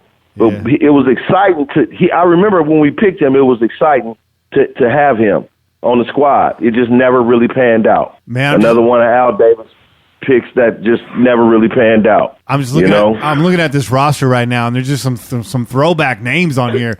You got Tyler Brayton, Dolores Grant, Akbar Biamila, dude. Man. That motherfucker announces American Ninja Warrior, dog. Yeah. That was all them Tampa Bay picks we got for trading John Gruden. All those picks you just said, Teo Johnson, what's the Tyler Brayton. Yeah. All those guys was those picks we got from Tampa that just never really panned out. You know what I mean? Tommy Kelly on here. Tommy Kelly. Your boy Tommy Kelly. Actually, you know what? I'm a Tommy Kelly fan. Me too. Tommy Kelly was a Raider, bro. He was the best hope we had. Yep. You know what I mean? Tommy Kelly was the shit as far as what we was looking for back then. The Raiders, we had just come off the big Super Bowl loss. We was trying to get back. That was our hope to get us back to where we was at. We thought we had something in Tommy Kelly.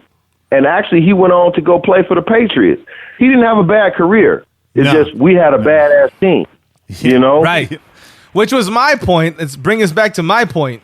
Is that this fucking roster was loaded with a lot of garbage, dog.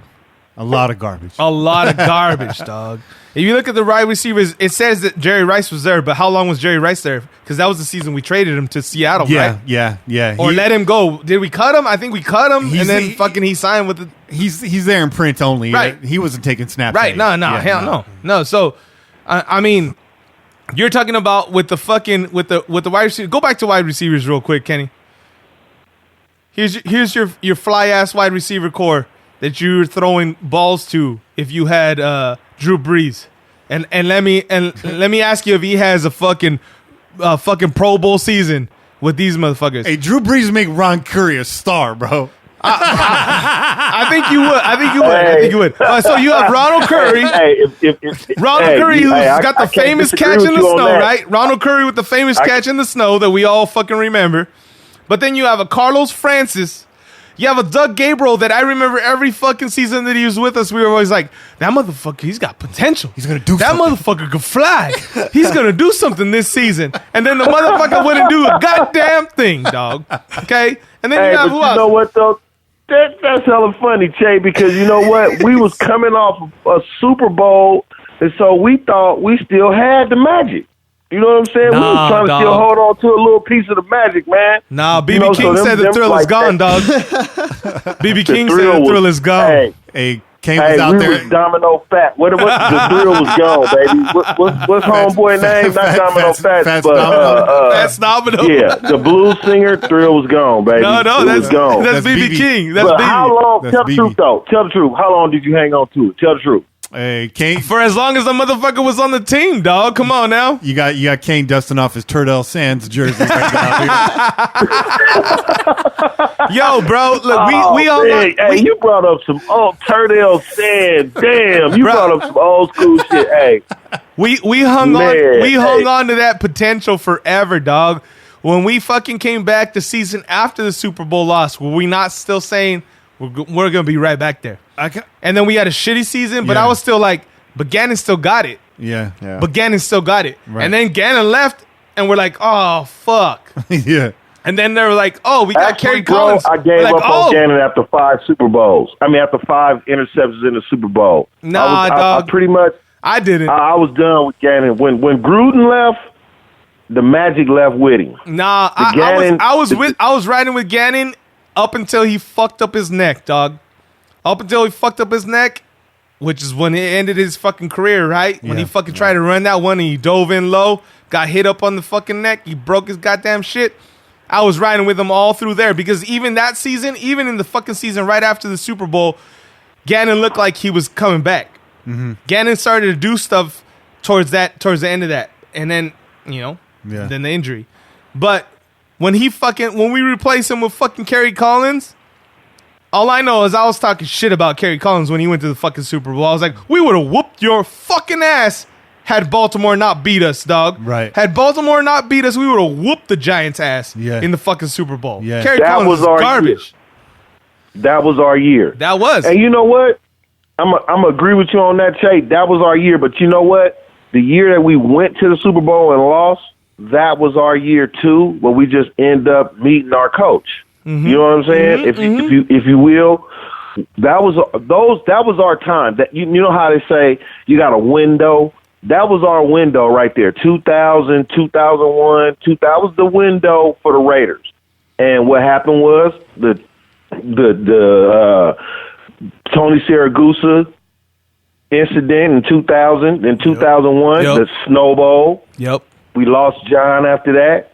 Then we finally get there. We 4-4, then 7-1, make it to the Super Bowl, and we meet our ex-head coach in the Super Bowl, and history right there was made. I mean, that was our time right there, and it just was unfortunate that the situation happened between Al and John, that we had to trade him to Tampa Bay, and we couldn't keep him as a Raider. Mm-hmm. But that was our time, man. That was our time right there. Absolutely. And we just didn't capitalize on it. Yeah. You know what I mean? Absolutely. But at the same time, if Gannon doesn't get injured, the story's different, dog.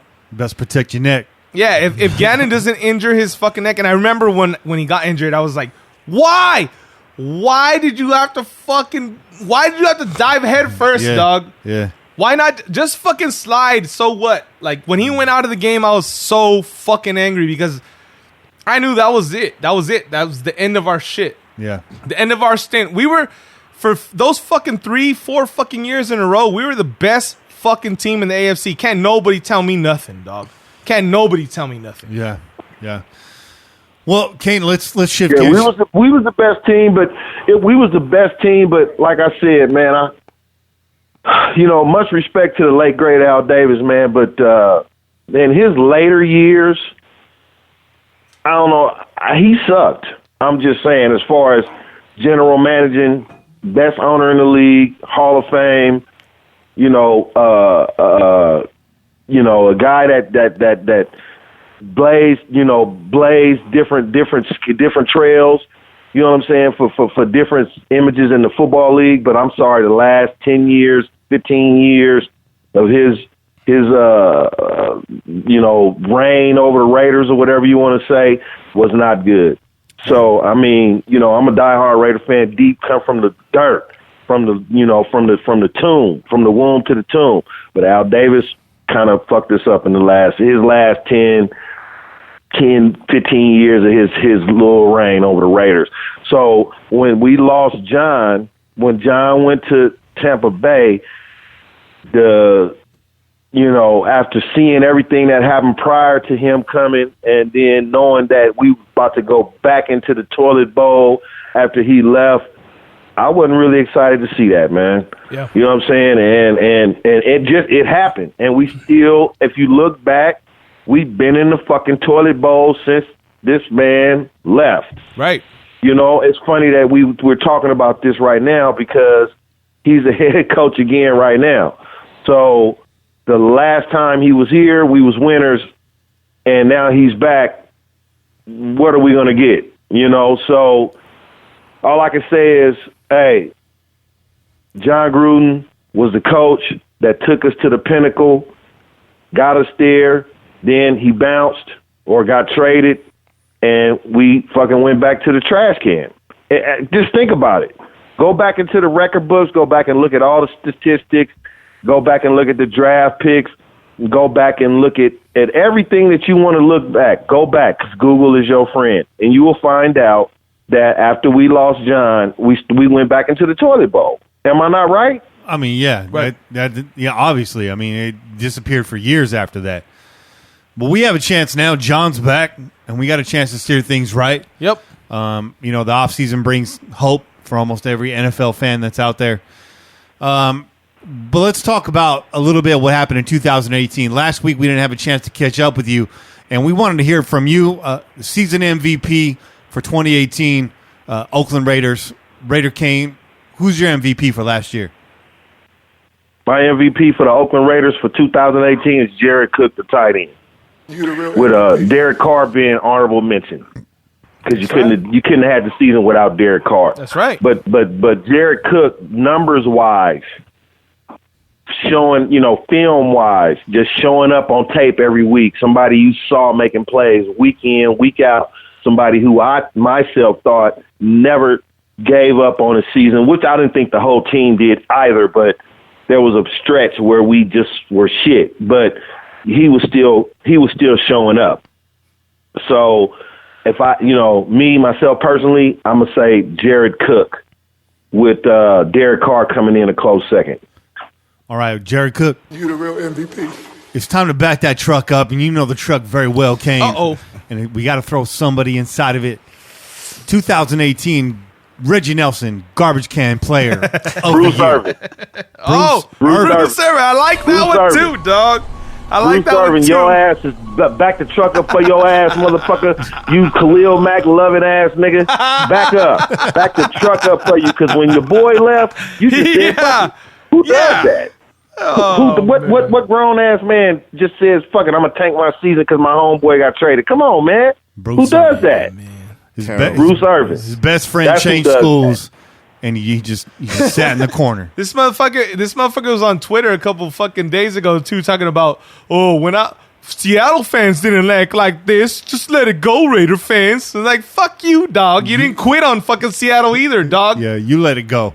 You fucking quitter. Get the fuck out of here. And then he had all his little punk ass Seattle fans. Oh, we miss you. We miss you this now. You know, we wish you were still here. Nigga, get the fuck out of here with that bullshit. You know what I'm saying? We was all upset about Khalil Mack. That don't mean you don't still come to work, nigga. That's right. You know You're still collecting the goddamn paycheck. You know? That's right. You know why? Because Khalil Mack's gone. He's back to looking bad again. Man, you made me look good. Yeah. And now... But fuck that, dog. You get a paycheck just like everybody else, man. You better show up to fucking play on Sunday. Yeah, that's what it is. And if you ain't, then don't fucking get mad when people call you out on it, dude. You doing some bitch shit right now. Have fun in Atlanta, Sorry, bro. dog. Have fun but in it's true. Atlanta. Enjoy that Atlanta Back training camp. Fuck up for his motherfucking ass because he could jump right in with the rest of the trash. Yeah. You know what I mean? Yeah. I can't disagree with that. I can't disagree at all. Before we let you get up out of here, we talked to Austin Gayle earlier. We were asking him, in his opinion, what position group on this roster is best served by free agency and not the NFL draft. And surprisingly, he was real quick. He came back with pass rusher. I know a lot of Raider fans focused on filling that pass rush need in the draft, and he wasn't against that either, but bolstering the pass rush through free agency. In your opinion, Cain, what position group is best served by free agency this year for the Raiders? Well, you know, there's two positions that I think that we really, really need. But if you ask me, okay, yes, edge rusher is one of them, but we need a really beast of a linebacker. You know what I'm saying? Like, I know we don't run a 3-4 defense, but we need a beast linebacker, somebody that could rush the passer, also cover the pass, stop the run, you know, shed blocks, you know, lead the defense, you know. So since Austin already said, because I would have said edge rusher as well, but since he took that position, I'm going to say we could go linebacker. We definitely need a linebacker. You know, I'm excited about, and you know, a lot of people won't say this or will probably not agree with me, but Lee and Moreau are pretty good. I think they just need somebody to lead them. Yeah. We need like a Bowman or somebody that's a defensive leader. And if that's a rookie that's coming in, then you know that can bolster the defense. So let me throw a name at you right now. Let me throw a name at you right now, because there's a guy that people are already mumbling about, and he's a veteran linebacker. He's not quite the beast he was, or that maybe we need, but Clay Matthews is at the top of that free agency list. And I'm not excited about that. I'm bringing it up. I'm not saying I'm endorsing it. But how do you feel about that, Cain?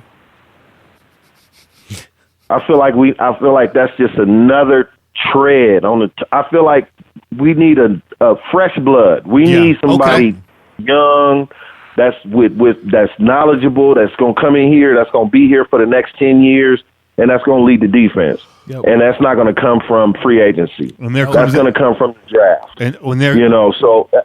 And I'm looking at Josh Allen. I know a lot of people like, oh, Josh Allen this, Josh Allen that, whoop-de-whoop, dot. But you know what? Josh Allen is worth the number 4 pick. And I believe that he can come in and give you some edge rushing, and because he can also come in, cover the run, and stop the pass. Khalil Mack did do that when he first came into the league. Yes, they did put him at edge rusher in his last 2 seasons, but his first couple years, he covered the pass, he covered the run, and he rushed the passer. You know what I'm saying? Mm-hmm. We need somebody like that. We need I know we all tired of this, but we need somebody to take over for Khalil Mack. That's just basically what it is. When you trade a player like that, you cannot not replace or try to replace a player like that. You have to replace that body. You might not put the same type of body, or you won't find another player like that in the next probably 20 years, but you can find something similar to it. You need to replace that. You know, well, that's just where I'm at. I'm glad we're all on the same page with Clay Matthews, because I was going to have to fight one of you guys. Now, fuck out of here. Definitely not Clay Matthews. Too old. You can fucking do your fucking, what was that? Is that the State Farm commercials with fucking Aaron Rodgers? Yeah. I'm just saying, I brought up the free agent linebacker class. saw his name at the top of the list. I'm already hearing people talking about it on Twitter and whatnot, and I'm like, man, really, you gonna bring that guy in here? Mm-hmm. What we don't need is another retread. You're right, Cain. You're right, absolutely right. Here's the question I got for you, though, Cain.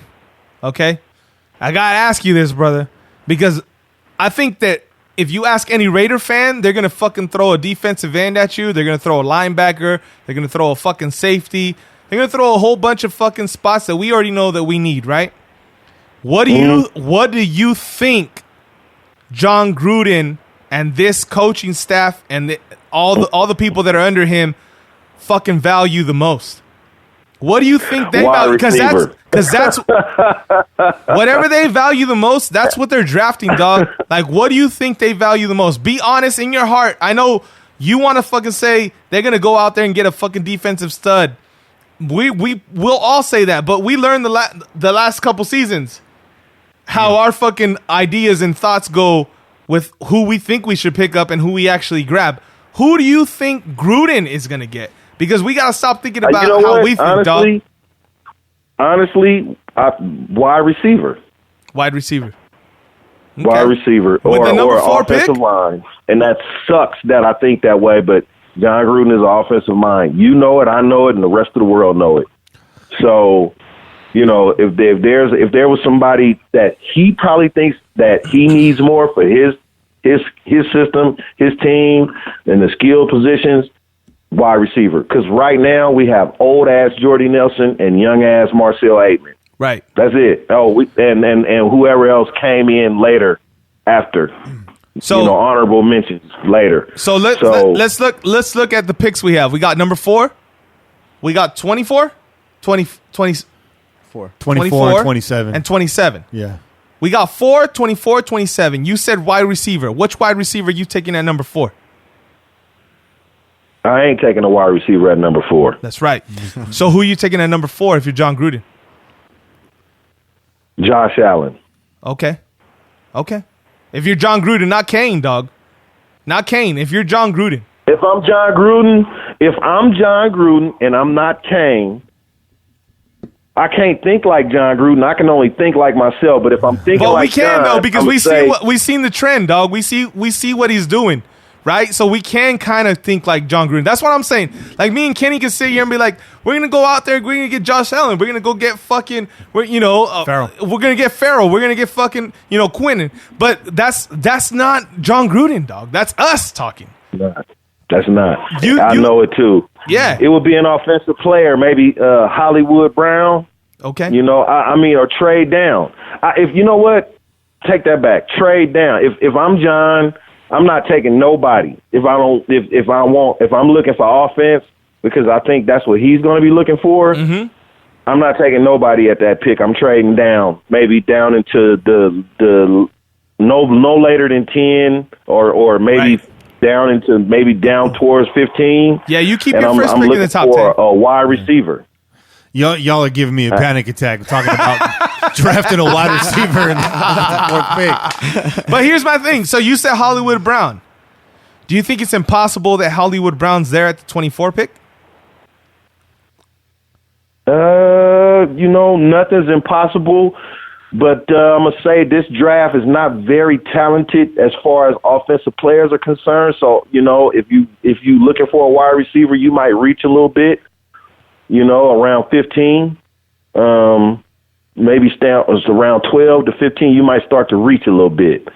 So if he's still there at 4, and we're not looking to take defense, we're going to trade. We're going to trade down. There's no doubt about it. Because there's nobody else to take. After the first top 5 picks, there's really nothing exciting to take. There's no one exciting to look at as far as the top 5 picks. So after those go, if we decide we don't want any of those picks, then we're going to trade down and probably down past 10. And Hollywood Brown wouldn't be a reach if it was John Gruden. I'm just saying. All right. You know what? I'm going to say something, and it's going to fucking hurt a lot of people to the fucking soul. But don't be surprised if it's a lineman again. Yeah, no, I wouldn't be shocked. Don't be surprised if it's an offensive lineman, possibly right tackle, maybe even a guard.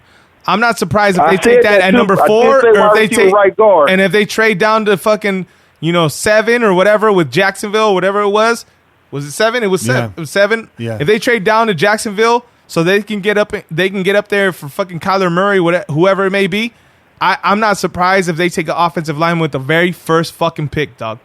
And you're probably right. They're probably going to take a wide receiver in the first round. Chay's over here traumatized from when we watched the draft last year. I see you preparing yourself, and I don't think you're out of line at all. I don't think you're crazy. It's not traumatized though. I just said we've been doing the draft picks 2 seasons now for this fucking podcast. How we feel, how we feel, not how they feel. But we talked about this. Yeah, we gotta stop thinking about how we fucking feel about this draft because we ain't John Gruden and we ain't his staff. You got to start putting yourself in the fucking place of this coaching staff, dog, and really be honest with yourself and say, who do these motherfuckers value the most? Right. Bottom line is, if fucking Derek Carr is going to pan out, he needs a fucking offensive line. If Gruden's attached to Carr, he's going to fucking protect him. Offensive line is number 1 need on this fucking team. He got sacked 50 fucking 1,000 times this season. He's got to get him protection. So there's no fucking way that he doesn't go offensive. I don't see it. I don't see it. I want a fucking edge rusher. I want a linebacker. I want all these things. But fucking Gruden's not going to not protect the quarterback if he really thinks this is the guy. I think for sure an offensive lineman's coming in the first round.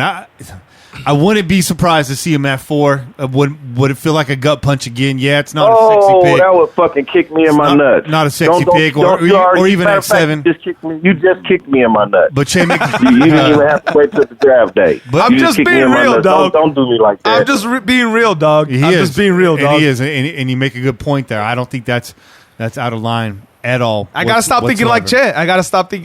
Yeah, you gotta stop thinking like Kenny. One can only hope that Mike Mayock adds a few interesting wrinkles to this year's draft.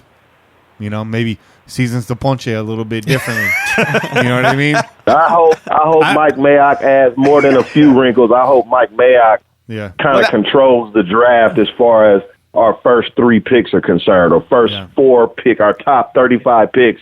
In the the top 4 picks in the first 35, or what's that, top 43 or whatever. We got 4 picks. I believe Mike Mayock is here to instrument those picks, and I need for John to listen. I think he's there, and I know he's offensive minded, and I know that's what he's probably going to think about. Che, you're right. He's probably going to think about offense and right guard.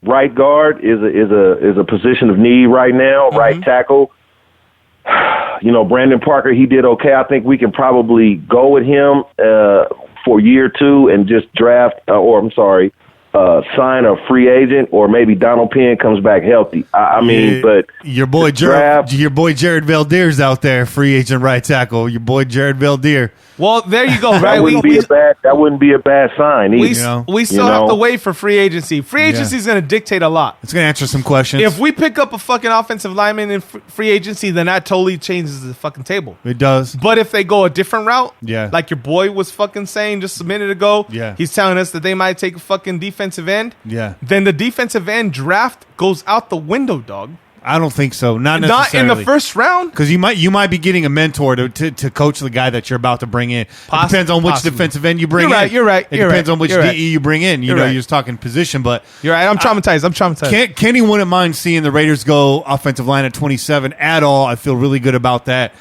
Defense with that top pick and that middle pick, a weapon.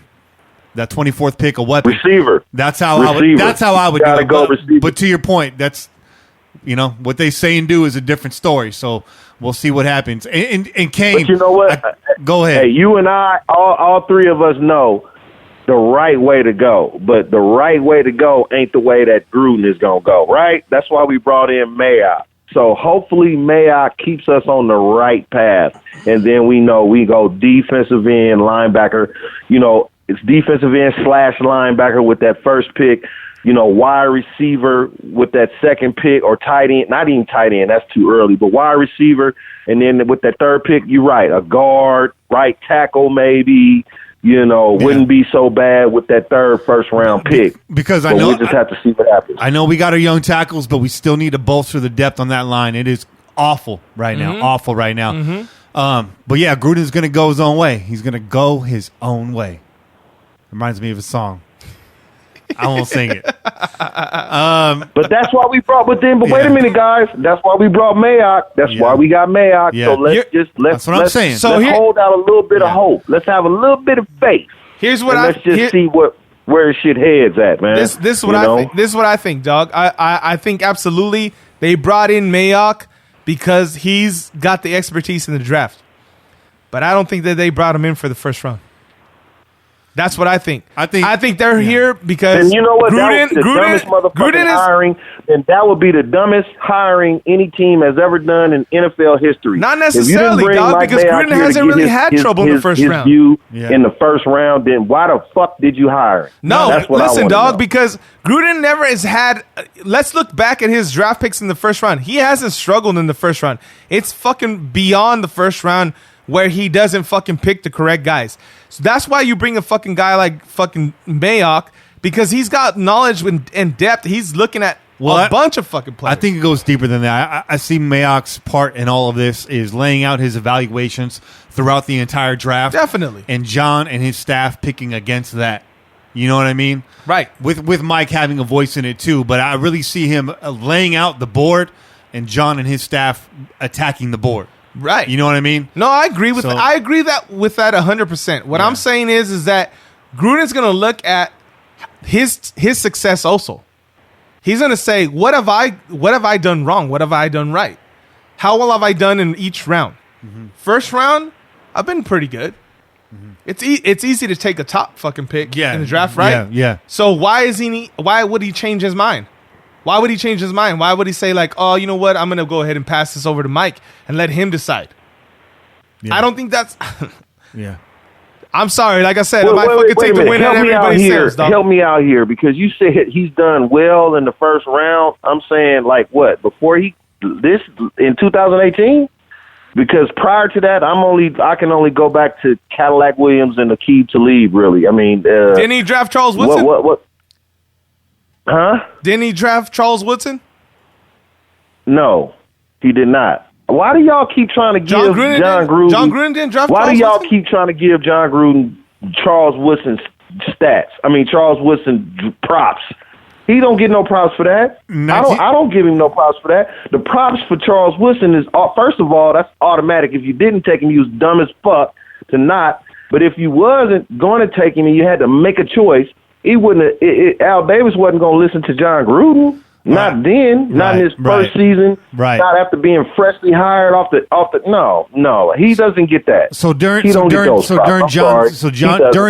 years, go to Al Davis and Mike Lombardi, Bruce Allen, Don Kingdon, and the staff back there. That doesn't go to John Gruden. Okay, so during John Gruden's time as a Raider, if you look at the picks, I think Cain's right. You got Charles Woodson, Mo Collins, Matt Stinchcomb, Sebastian Janikowski, Derek Matt Gibson. Stinchcomb is John Gruden's pick. In Tampa Bay, John Gruden drafted Michael Clayton, Cadillac Williams, Dalvin Joseph, Gaines Adams, and Aqib Talib, which is not the hottest.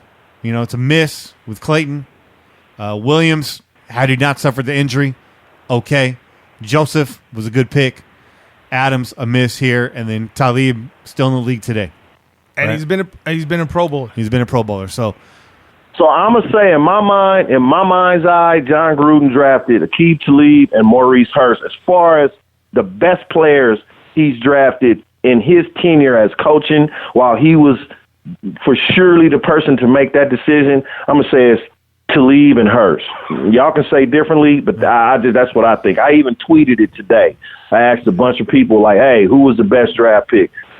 Aqib Talib or Maurice Hurst?" Because that's what he gets props for. He does not get props for Charles Woodson. Absolutely not. So you mentioned one of the people that you give credit to, John Kingdon.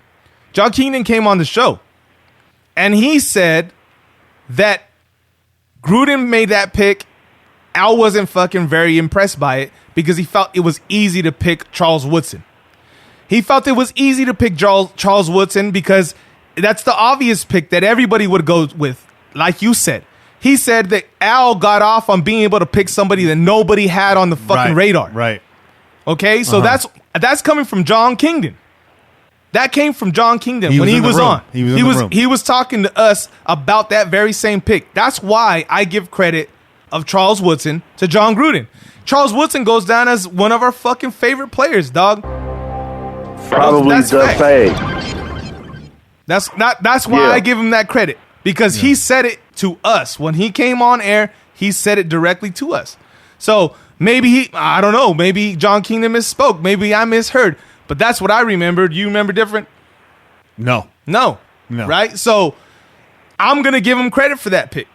I'm going to give him the Charles Woodson pick. And if you include that with those other ones that you mentioned, do you not feel like he's had success in the first round? If you include that with what I mentioned, then he's had partial success, not enough for all the years he was coaching. But 3 picks in the first round is pretty good, yeah. I think John's... Well, actually, Maurice Hurst ain't even a first-round pick. No. So, I mean, you know... Well, to that point, I think John's most thorough draft of his career came in 2018. In the league right now. I mean, up until then, pretty rocky. I mean, drafted a Hall of Famer in Charles Woodson, fair enough. But I think his best draft as a head coach was probably this last year. Right. No, from top to bottom, absolutely. Yeah, from top but to I bottom. think John has historically no. But I think John coming back has absolutely fucking learned from his mistakes. Oh yeah, he's got a much broader overstanding of the game now, and he's bringing people in, and he's saying, if you're gonna be my fucking coach, then you got to know what kind of fucking people you need. Right. If I'm expecting you to fucking coach the O-line, if I'm expecting you to coach the defense, then you got to know what type of people are going to fit your scheme. Just to put a bow on it, it's the best of the best, and that's why you bring in Mayock. He's the best draft evaluator that's not currently employed in the NFL, right? So I think it's a fair conversation on both sides, guys. I think that's a tough argument to ultimately settle. I'm glad we got into it on the show, and we got the draft 2 months away. We're going to be talking about this a lot more moving forward. But Cain, not to beat your balls too much, but you gave me a bad trivia question. I fired some 2-minute drill at Austin Gayle, and it was I'm surprised I didn't catch this when I read it, but John Matuszak did not fight Muhammad Ali. It was Lyle Alzado that fought Muhammad Ali in 1979. Oh, shit. Oh, is you right? You 100% right. I confuse. I don't know how I missed that. I confuse those two hairy white boy savages all the time, so it's okay. They're fucking man, dog. Hey, all crazy white boys look the same, right? That's what they say, right? That's what they say. That's right. That's why I had to shave my beard off. I didn't look like the college graduate version of Jim the Anvil Neidhart. At the fucking tailgate. Okay, man, what do you got on deck for the week, man? You gonna be watching the championship games next week? What's going on? You got the Super Bowl coming up. You got plans for that? What's happening? What's going on in Cain's world? You know what? When the Raiders suck, my season sucks, and my fandom drops.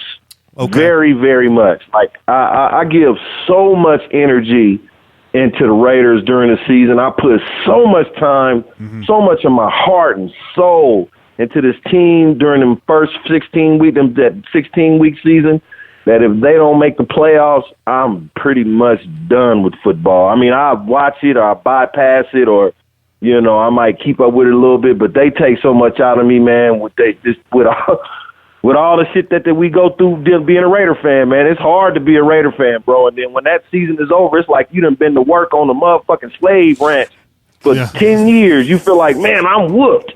I'm tired. I don't even want to watch football no more. Can't relate. You know what I'm saying? But as far as the season is going and the rest of the year, I think we're going to have, and Kenny, you mentioned this to me, I think we're looking at a Saints-Patriots Super Bowl. Yeah. I don't think that the Chiefs, you know what? I don't like the Patriots, but I just don't like the Chiefs. You know what I'm saying? I don't like neither one team, but if I had to say I don't like one worse than the other one, and it's really close hate for both of them, I just don't like the Chiefs, and I just don't want to see the Chiefs win the Super Bowl or go to it, even play in it. That would just fuck my Super Bowl Sunday all the way up. I'm used to seeing the Patriots and that motherfucker. So fuck it. If they go, they go. You know what I'm saying? Here's a hot take for you. So, get that hot take button fired up here, because here's a hot take for you. I hate the Patriots, but not because I'm a Raiders fan. My hate for the Patriots has nothing to do with me being a Raiders fan. As far as the tuck rule goes, that's on the officiating staff. Okay. That's not on Tom Brady. Tom Brady knows he's fumbled that ball. Yep. If I was Tom Brady, I would have put my best game face on too and act like nothing happened. So I don't blame him for that. I hate the Patriots because I'm just sick of fucking seeing them all the time. That's it. I could be an Eagles fan tomorrow. I'd still hate the Patriots as much as I do today. My hate for the Patriots has nothing to do with me being a Raiders fan. And that's a hot take. That's right. It is a fucking hot take. So you would prefer to see the Chiefs over the Patriots? No. Oh, okay. My hate for the Chiefs is because I'm a Raiders fan, and that's why it's exponentially stronger than my hate for the Patriots. You're fucking right. Thanks for reminding me what my point was, Cain. There you go, bro. I was waiting on that. I was waiting on that part of the statement because because you're right. I don't hate the Pats because of Tom Brady. I don't hate the Pats because they the Pats. I hate them because they just not the Raiders. But I fucking hate the Chiefs. Yeah, you know what I mean. So that's a real true rivalry, and I just do not want to see them even come close to sniffing a Super Bowl before we do. Even if we won one, fuck the Chiefs. I just don't want to see them win. I don't want to see them win shit. Here's a live wager I have for you guys, and really, I'm just putting myself on blast, so you don't even have to pony anything up. If the Patriots win another Super Bowl, I will wear the largest fucking jacket I can find on the podcast after the Super Bowl. On Super Bowl Sunday, I'll make that jacket for you, dog. Bobby found the tiniest pants in the world. I'm going to find the largest jacket I can find. And I'm going to wear that just in honor of Tom Brady's big-ass coat. Oh, that's shit. right. You're going to have to get another camera because that screen... Right. You know what? Make sure it's a trench coat, too. She going to have shoulder pads on shoulder pads, dog. The screen's going to be all jacket. It's just going to be all jacket up in here. Like shoulder pads up to here, if I can find them. I was to be laying on fucking... on Kenny's shoulder the whole show. Shoulder to cry, bro. Honestly, though, all bullshit aside, real football fans knowing knowledgeable shit, because y'all some knowledgeable motherfuckers, we all is. The Chiefs is the team to beat. Yep. I hate to fucking say it, but they the team to beat. And I swear to God, I hope the Patriots beat them. I do. The defense was looking right, too, the other night. Go to the Super Bowl. Yeah. I don't. Yeah, you're right. I think they got a little help from their stadium and their weather. Oh, man, it was rocking out there, what I'm saying? sure. And I've been out there. It's loud. I hate to give it up to them, but it's loud. On our best day, when we're really rocking, not on our best day, but when we're just really rocking in Oakland, it matches it out there. Oh, yeah. It does. But it cranks out there. Yeah. It really does. They got nothing else to do, dog. No, and it's not piped in. I think they got lucky and they saw a dome else they team. got to do? Yeah. Honestly, they got lucky and they saw a dome team. Yeah. If that team was an outside home team playing team, the Chiefs might have lost that game, man. Yeah. Well, but there you go, though. They're going to be hosting the Patriots. Yeah. And the Patriots are used to fucking playing in cold, fucking snowy weather. Yeah. So we're going to really see how good this team is next week, because we already know what fucking Tom Brady and fucking that Patriots team brings to the table every fucking season in the playoffs. They make shit happen that you fucking are hoping isn't going to happen and that you expect them to fucking lose. They find a way to fucking win. And here you got a young quarterback, a team that hasn't gone past the first fucking round in how many fucking seasons? Yeah. Right? And a fucking coach in Reed that's always fucking dealing with you never fucking get it done, dog. So there's a lot of pressure. They're at home. They got the fans. They got everything going their fucking way. And I think they're going to lose. I think Reed needs to... I think they're going to lose. I think Reed needs to... I think they're going to lose, too. Reed needs to rub a little chicken grease on the balls for the game. He's got chicken grease on his balls, dog. Hey, I'm just saying. There's nothing in the rule book against chicken grease. Got a fucking sloppy Joe down there too. Chicken grease. God damn. I'll see you the weather. I'll see you the climate and how the Patriots are used to the climate. Yeah, but they play up and down the Eastern Seaboard, bro. They're not used to playing against inbred, twisted Chiefs fans. You got a point, dog. It is. You know what though? Honestly, you don't hate the Pats, and we all said, we don't like the Patriots, but we don't hate them as much as the Chiefs. Yeah. But damn, Tom Brady and them show up in the motherfucking playoffs, don't they? Right. I mean, goddamn, they sure do. You can't. I'm thinking the Chargers is going to come out here and end this run. You know what I'm saying? I'm saying, oh no, Phillip Rivers, this is his time. He need to solidify his career. All of his stats. He got excellent stats up till now, and he on his waning years of his career. He about to come in here and put a bow on that motherfucker this year. And the Patriots just keep chugging along, don't they? Bro, they just come out and just chug right along. Look, just they whoop put your ass 41 on them in the playoffs, like they never even a factor in the regular season, and then this playoffs show up, and boom, here we are. We right back in the AFC Championship. It's like, goddamn, we might as well just bypass all 16 games and just put the Patriots in the AFC Championship. Well, these motherfuckers just chug right along. At the end of the day, the Patriots were the Patriots and the Chargers were the Chargers, and they both did what they do. They did exactly what they do. You're fucking right. Yeah. You're goddamn right. Thank you.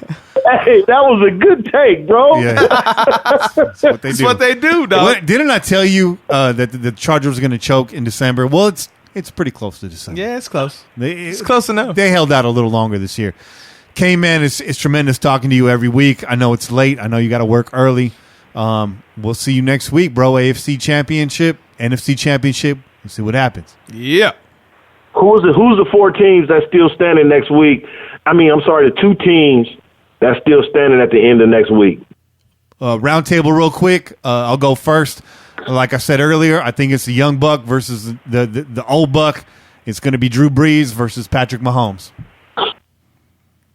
Oh, that's a good one. I'm going to have to agree with that, too. I'm going to go ahead and let Bobby go. I know, Cain, you might not hear him. I believe I said it was going to be the Lambs and the Pats, and the Lambs were going to pull it off. Lambs and the Patriots with the young buck coach, Sean McVay, pulling it out. And Che, what do you got to say? And I got Patriots Saints. I got Patriots Saints, and I got Drew Brees taking another one. The grizzled vets facing off against each other. Yep. To settle the score. Drew Brees taking that crown. Mm-hmm. All right. I'm kind of rooting for the Saints. Doesn't matter anyways. I'm gonna just put my playoff hat on and root for the Saints. You better go. You better root I'm for the rooting Saints. For the Saints too, man. When I went to New Orleans, I got a real fond liking of the Saints fan base and they whole little get down. When I went to New Orleans and watched the Raiders play, and I was like, if I wasn't a Raider fan, which that would never ever be, but if I wasn't a Raiders fan, it's the Saints fan base and they whole little get down is not a bad thing to follow. So being that my team is not in it, I'm going Saints all the way. But I'm gonna have to say that the Chiefs gonna beat the Patriots, and I fucking hate to say that shit, but I think the Chiefs gonna beat the Patriots, man. Well, I do. But before we let you go, just a real quick shout out to your boy Danico Autry. The Colts didn't do it, but it wasn't for a lack of effort on Danico's part. He was out there. Your boy was balling. Yeah. I said we were going to miss Danico Autry this year, and I feel like we did. I feel like we did. In a rotational situation, I think we missed Danico Autry. He's definitely. I'm happy for him, man. Yeah, I am too, man. Yeah, he's cool. He's earned it. Hey, did I see Trayvon Hester on the Eagles defensive line? Was that Hester, Trayvon Hester? I didn't see that. No, I don't know. I don't know. I don't know that either, though. Yeah. Okay, because there's a lineman on the Eagles defense, and I was like, is that Trayvon Hester? I didn't even take the time to look at it, but I'm just like, yeah, we got some players that's still, milling about around the NFL. So that's right. It was Trayvon Hester. He's the one that blocked the kick versus Chicago. Oh shit! Yeah, Trayvon Hester. That's it. I can't believe I missed that. Damn. Look at that. Former Raiders showing out. Former Raiders, though. Former Raiders, though. Okay, man, it's 11 o'clock. We're up against it, too, so I'm going to let you go, brother, and we'll talk to you next week, man. All right, man. It was good to talk to you fellas. All right, Bobby, I can't hear you, my brother, but it's good to have you on the show, man. All right, I'll let y'all fellas next week. All right, peace. All right, brother, peace. All right. I mean, cut him off there at the end. My bad. My bad. We're on a time limit. Yeah, but we love you, Cain. That was a good conversation. That was a long one. That was good. Yeah, dog. That was a healthy Cain's Had a corner lot right to there. say. That's why, man. But let's get on with our shout outs and get out of here. What do you guys say? Shout out. Me and Bobby got a little business to take care of in the backyard. Shout out to Sack Diesel. That's right, Sack Diesel. Sack with a Q, in case he was confused. Shout out to Russell Flip, Anthony Tanner, Naya on Fire. I like that she put her name like that because I wasn't sure how to pronounce the first name, but when I saw on Fire, I was like, it's got to rhyme. It's Naya. Shout out to Chopping It Up Podcast. That's our man Dan from DC4L Custom Tees. I know that guy. Make sure you check that out. We didn't really get into our top 5 tonight. Damn, and Cain had a good top 5 topic. We just, you know what though, we went deep on the Raiders, and that's what matters. That's right. Shout out to love anyways. That's what we love. That's what they came here for. That's right. That's right. Give the people what they want. Black. That's right. But then you come on back for the crow's nest. That's the top 5 right there. That's where the top 5s are going to live. Shout out to Logan Washburn, Jackson Cebuya. Is that it? John Anderson. Cebolla. Is it Cebolla? It's not Cebolla. It's not onion. Cebuya. It's Jack Onion. That'd be a solid name. Cebolla, man. Cebolla. Shit. I wish it was Jack Onion. Shout out to John Anderson, Emily Terry, Raider Nation Talk. They want to get in some Raider Nation conversation with y'all on Twitter. Make sure you include them in your conversation. Raider Nationalist, Raider Makuakane Kakahoa. Oh, that's pretty good, dog. I think that was all right. I'm proud of you, bro. Shout out to Brent Baker, D. Will Skills. Shout out to Britt, Piqua, 7, Open Door Sports. Shout out to Bruce Leroy. Yeah. Shout out to Cosa Face. Cosa Face should have been Cosa Cara. That would have been a better. Yeah, right. Right? Cosa Cara. Hey. Change that They're name bilingual, dog. Try to get there. Trying to get there. They're bilingual, I'm saying. That's Spanglish for y'all. Shout out to Dan Chavez, Semal Mitchell, Camo Mitchell. I'm not really sure how to pronounce that. Seymour Mitchell. Hey, shout out to Mr. Mitchell. There you go. Shout out to Chuck G. Raider. Shout out to Hooker with a penis. Y'all made me say that. Somebody set me up with that. Shout out to you were typing too fast, bro. You were typing without reading what you were typing. That was that autocorrect. I mean, one of you didn't say it. I'd put myself on that. That's really their name, bro. That's really go follow them if you want to. And be careful where you follow them, though. Shout out to Mr. T. I pity the fool that doesn't. Yeah. Shout out to the descendant, Doja. Shout out to you. Shout out to Tyrone Davis, Daza, Kristen Kirk Mayock. Kristen Kirk Mayock, Mike Mayock's wife. She's an Eagles fan, but she's gonna be wearing some silver this year. She's gonna switch it up this year. Yeah. She's gonna switch it up this year. Shout out to Zeus. Shout out to James Wiseman. Shout out to Buck Martin Armajo Sr. Shout out to Randy Howe, Bigger Boss Ware, and the NFL Outsiders. Also, special shout out to Jalen Ramsey, John Day, and Richard Lacasse. Your guys' donations, crushing it, help us very generously, and bringing you this beautiful podcast every week. That's what it's about. That's what it's about. Yeah. Bobby, you got any shout outs, brother? Yeah, I do actually. I want to give a shout out to my main man, the Dantriloquist, Dan over at DC4L. You guys always give him a shout out, but that's right. Just want to show the camera. Oh right yeah, here. get it all Look on at the that. screen, dog. That's your boy right there. Just when Bobby made a shirt especially for me for my dog, and I was like, man, that's clean right there, dude. Not only that, I mean, he ain't a Raider fan, but he supported us, so I was like, hell yeah. You don't have to let that cat out of the bag. Yeah, Bobby. don't let that cat out of the bag. You should ask him if he prints pants. Actually, he does, yo. Shit. He purple pants with the Just Win Bobby on the side. That's tight. That's fucking fire. Let's get it done. I think he might have to do that Get it special done. customized order right there. Yeah. Shit. But yeah, that's about it. And oh yeah, that's right. Gotta send a shout out to Los Cochinos de Watsonville, aka the Voltron crew. All right. All right. Those guys know what's Voltron up. crew. Wasson in the building. I feel like I should be part of that crew, man. Oh, Voltron man, too. you're official, unofficial member right There here. you go. man. There you go. Hey, Che, we form like Voltron every week. We do. We do. 2 fucking legs. Yeah. I'm missing a body and 2 fucking arms, but it's all good. It's all good.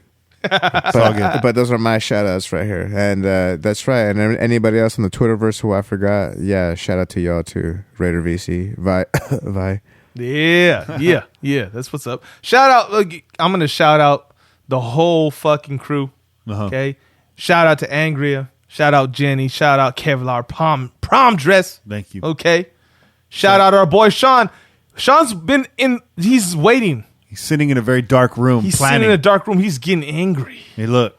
He's getting worked up right now. I'm fucking lying. That motherfucker lives in Hawaii. There's no way he's sitting in a dark room, dog.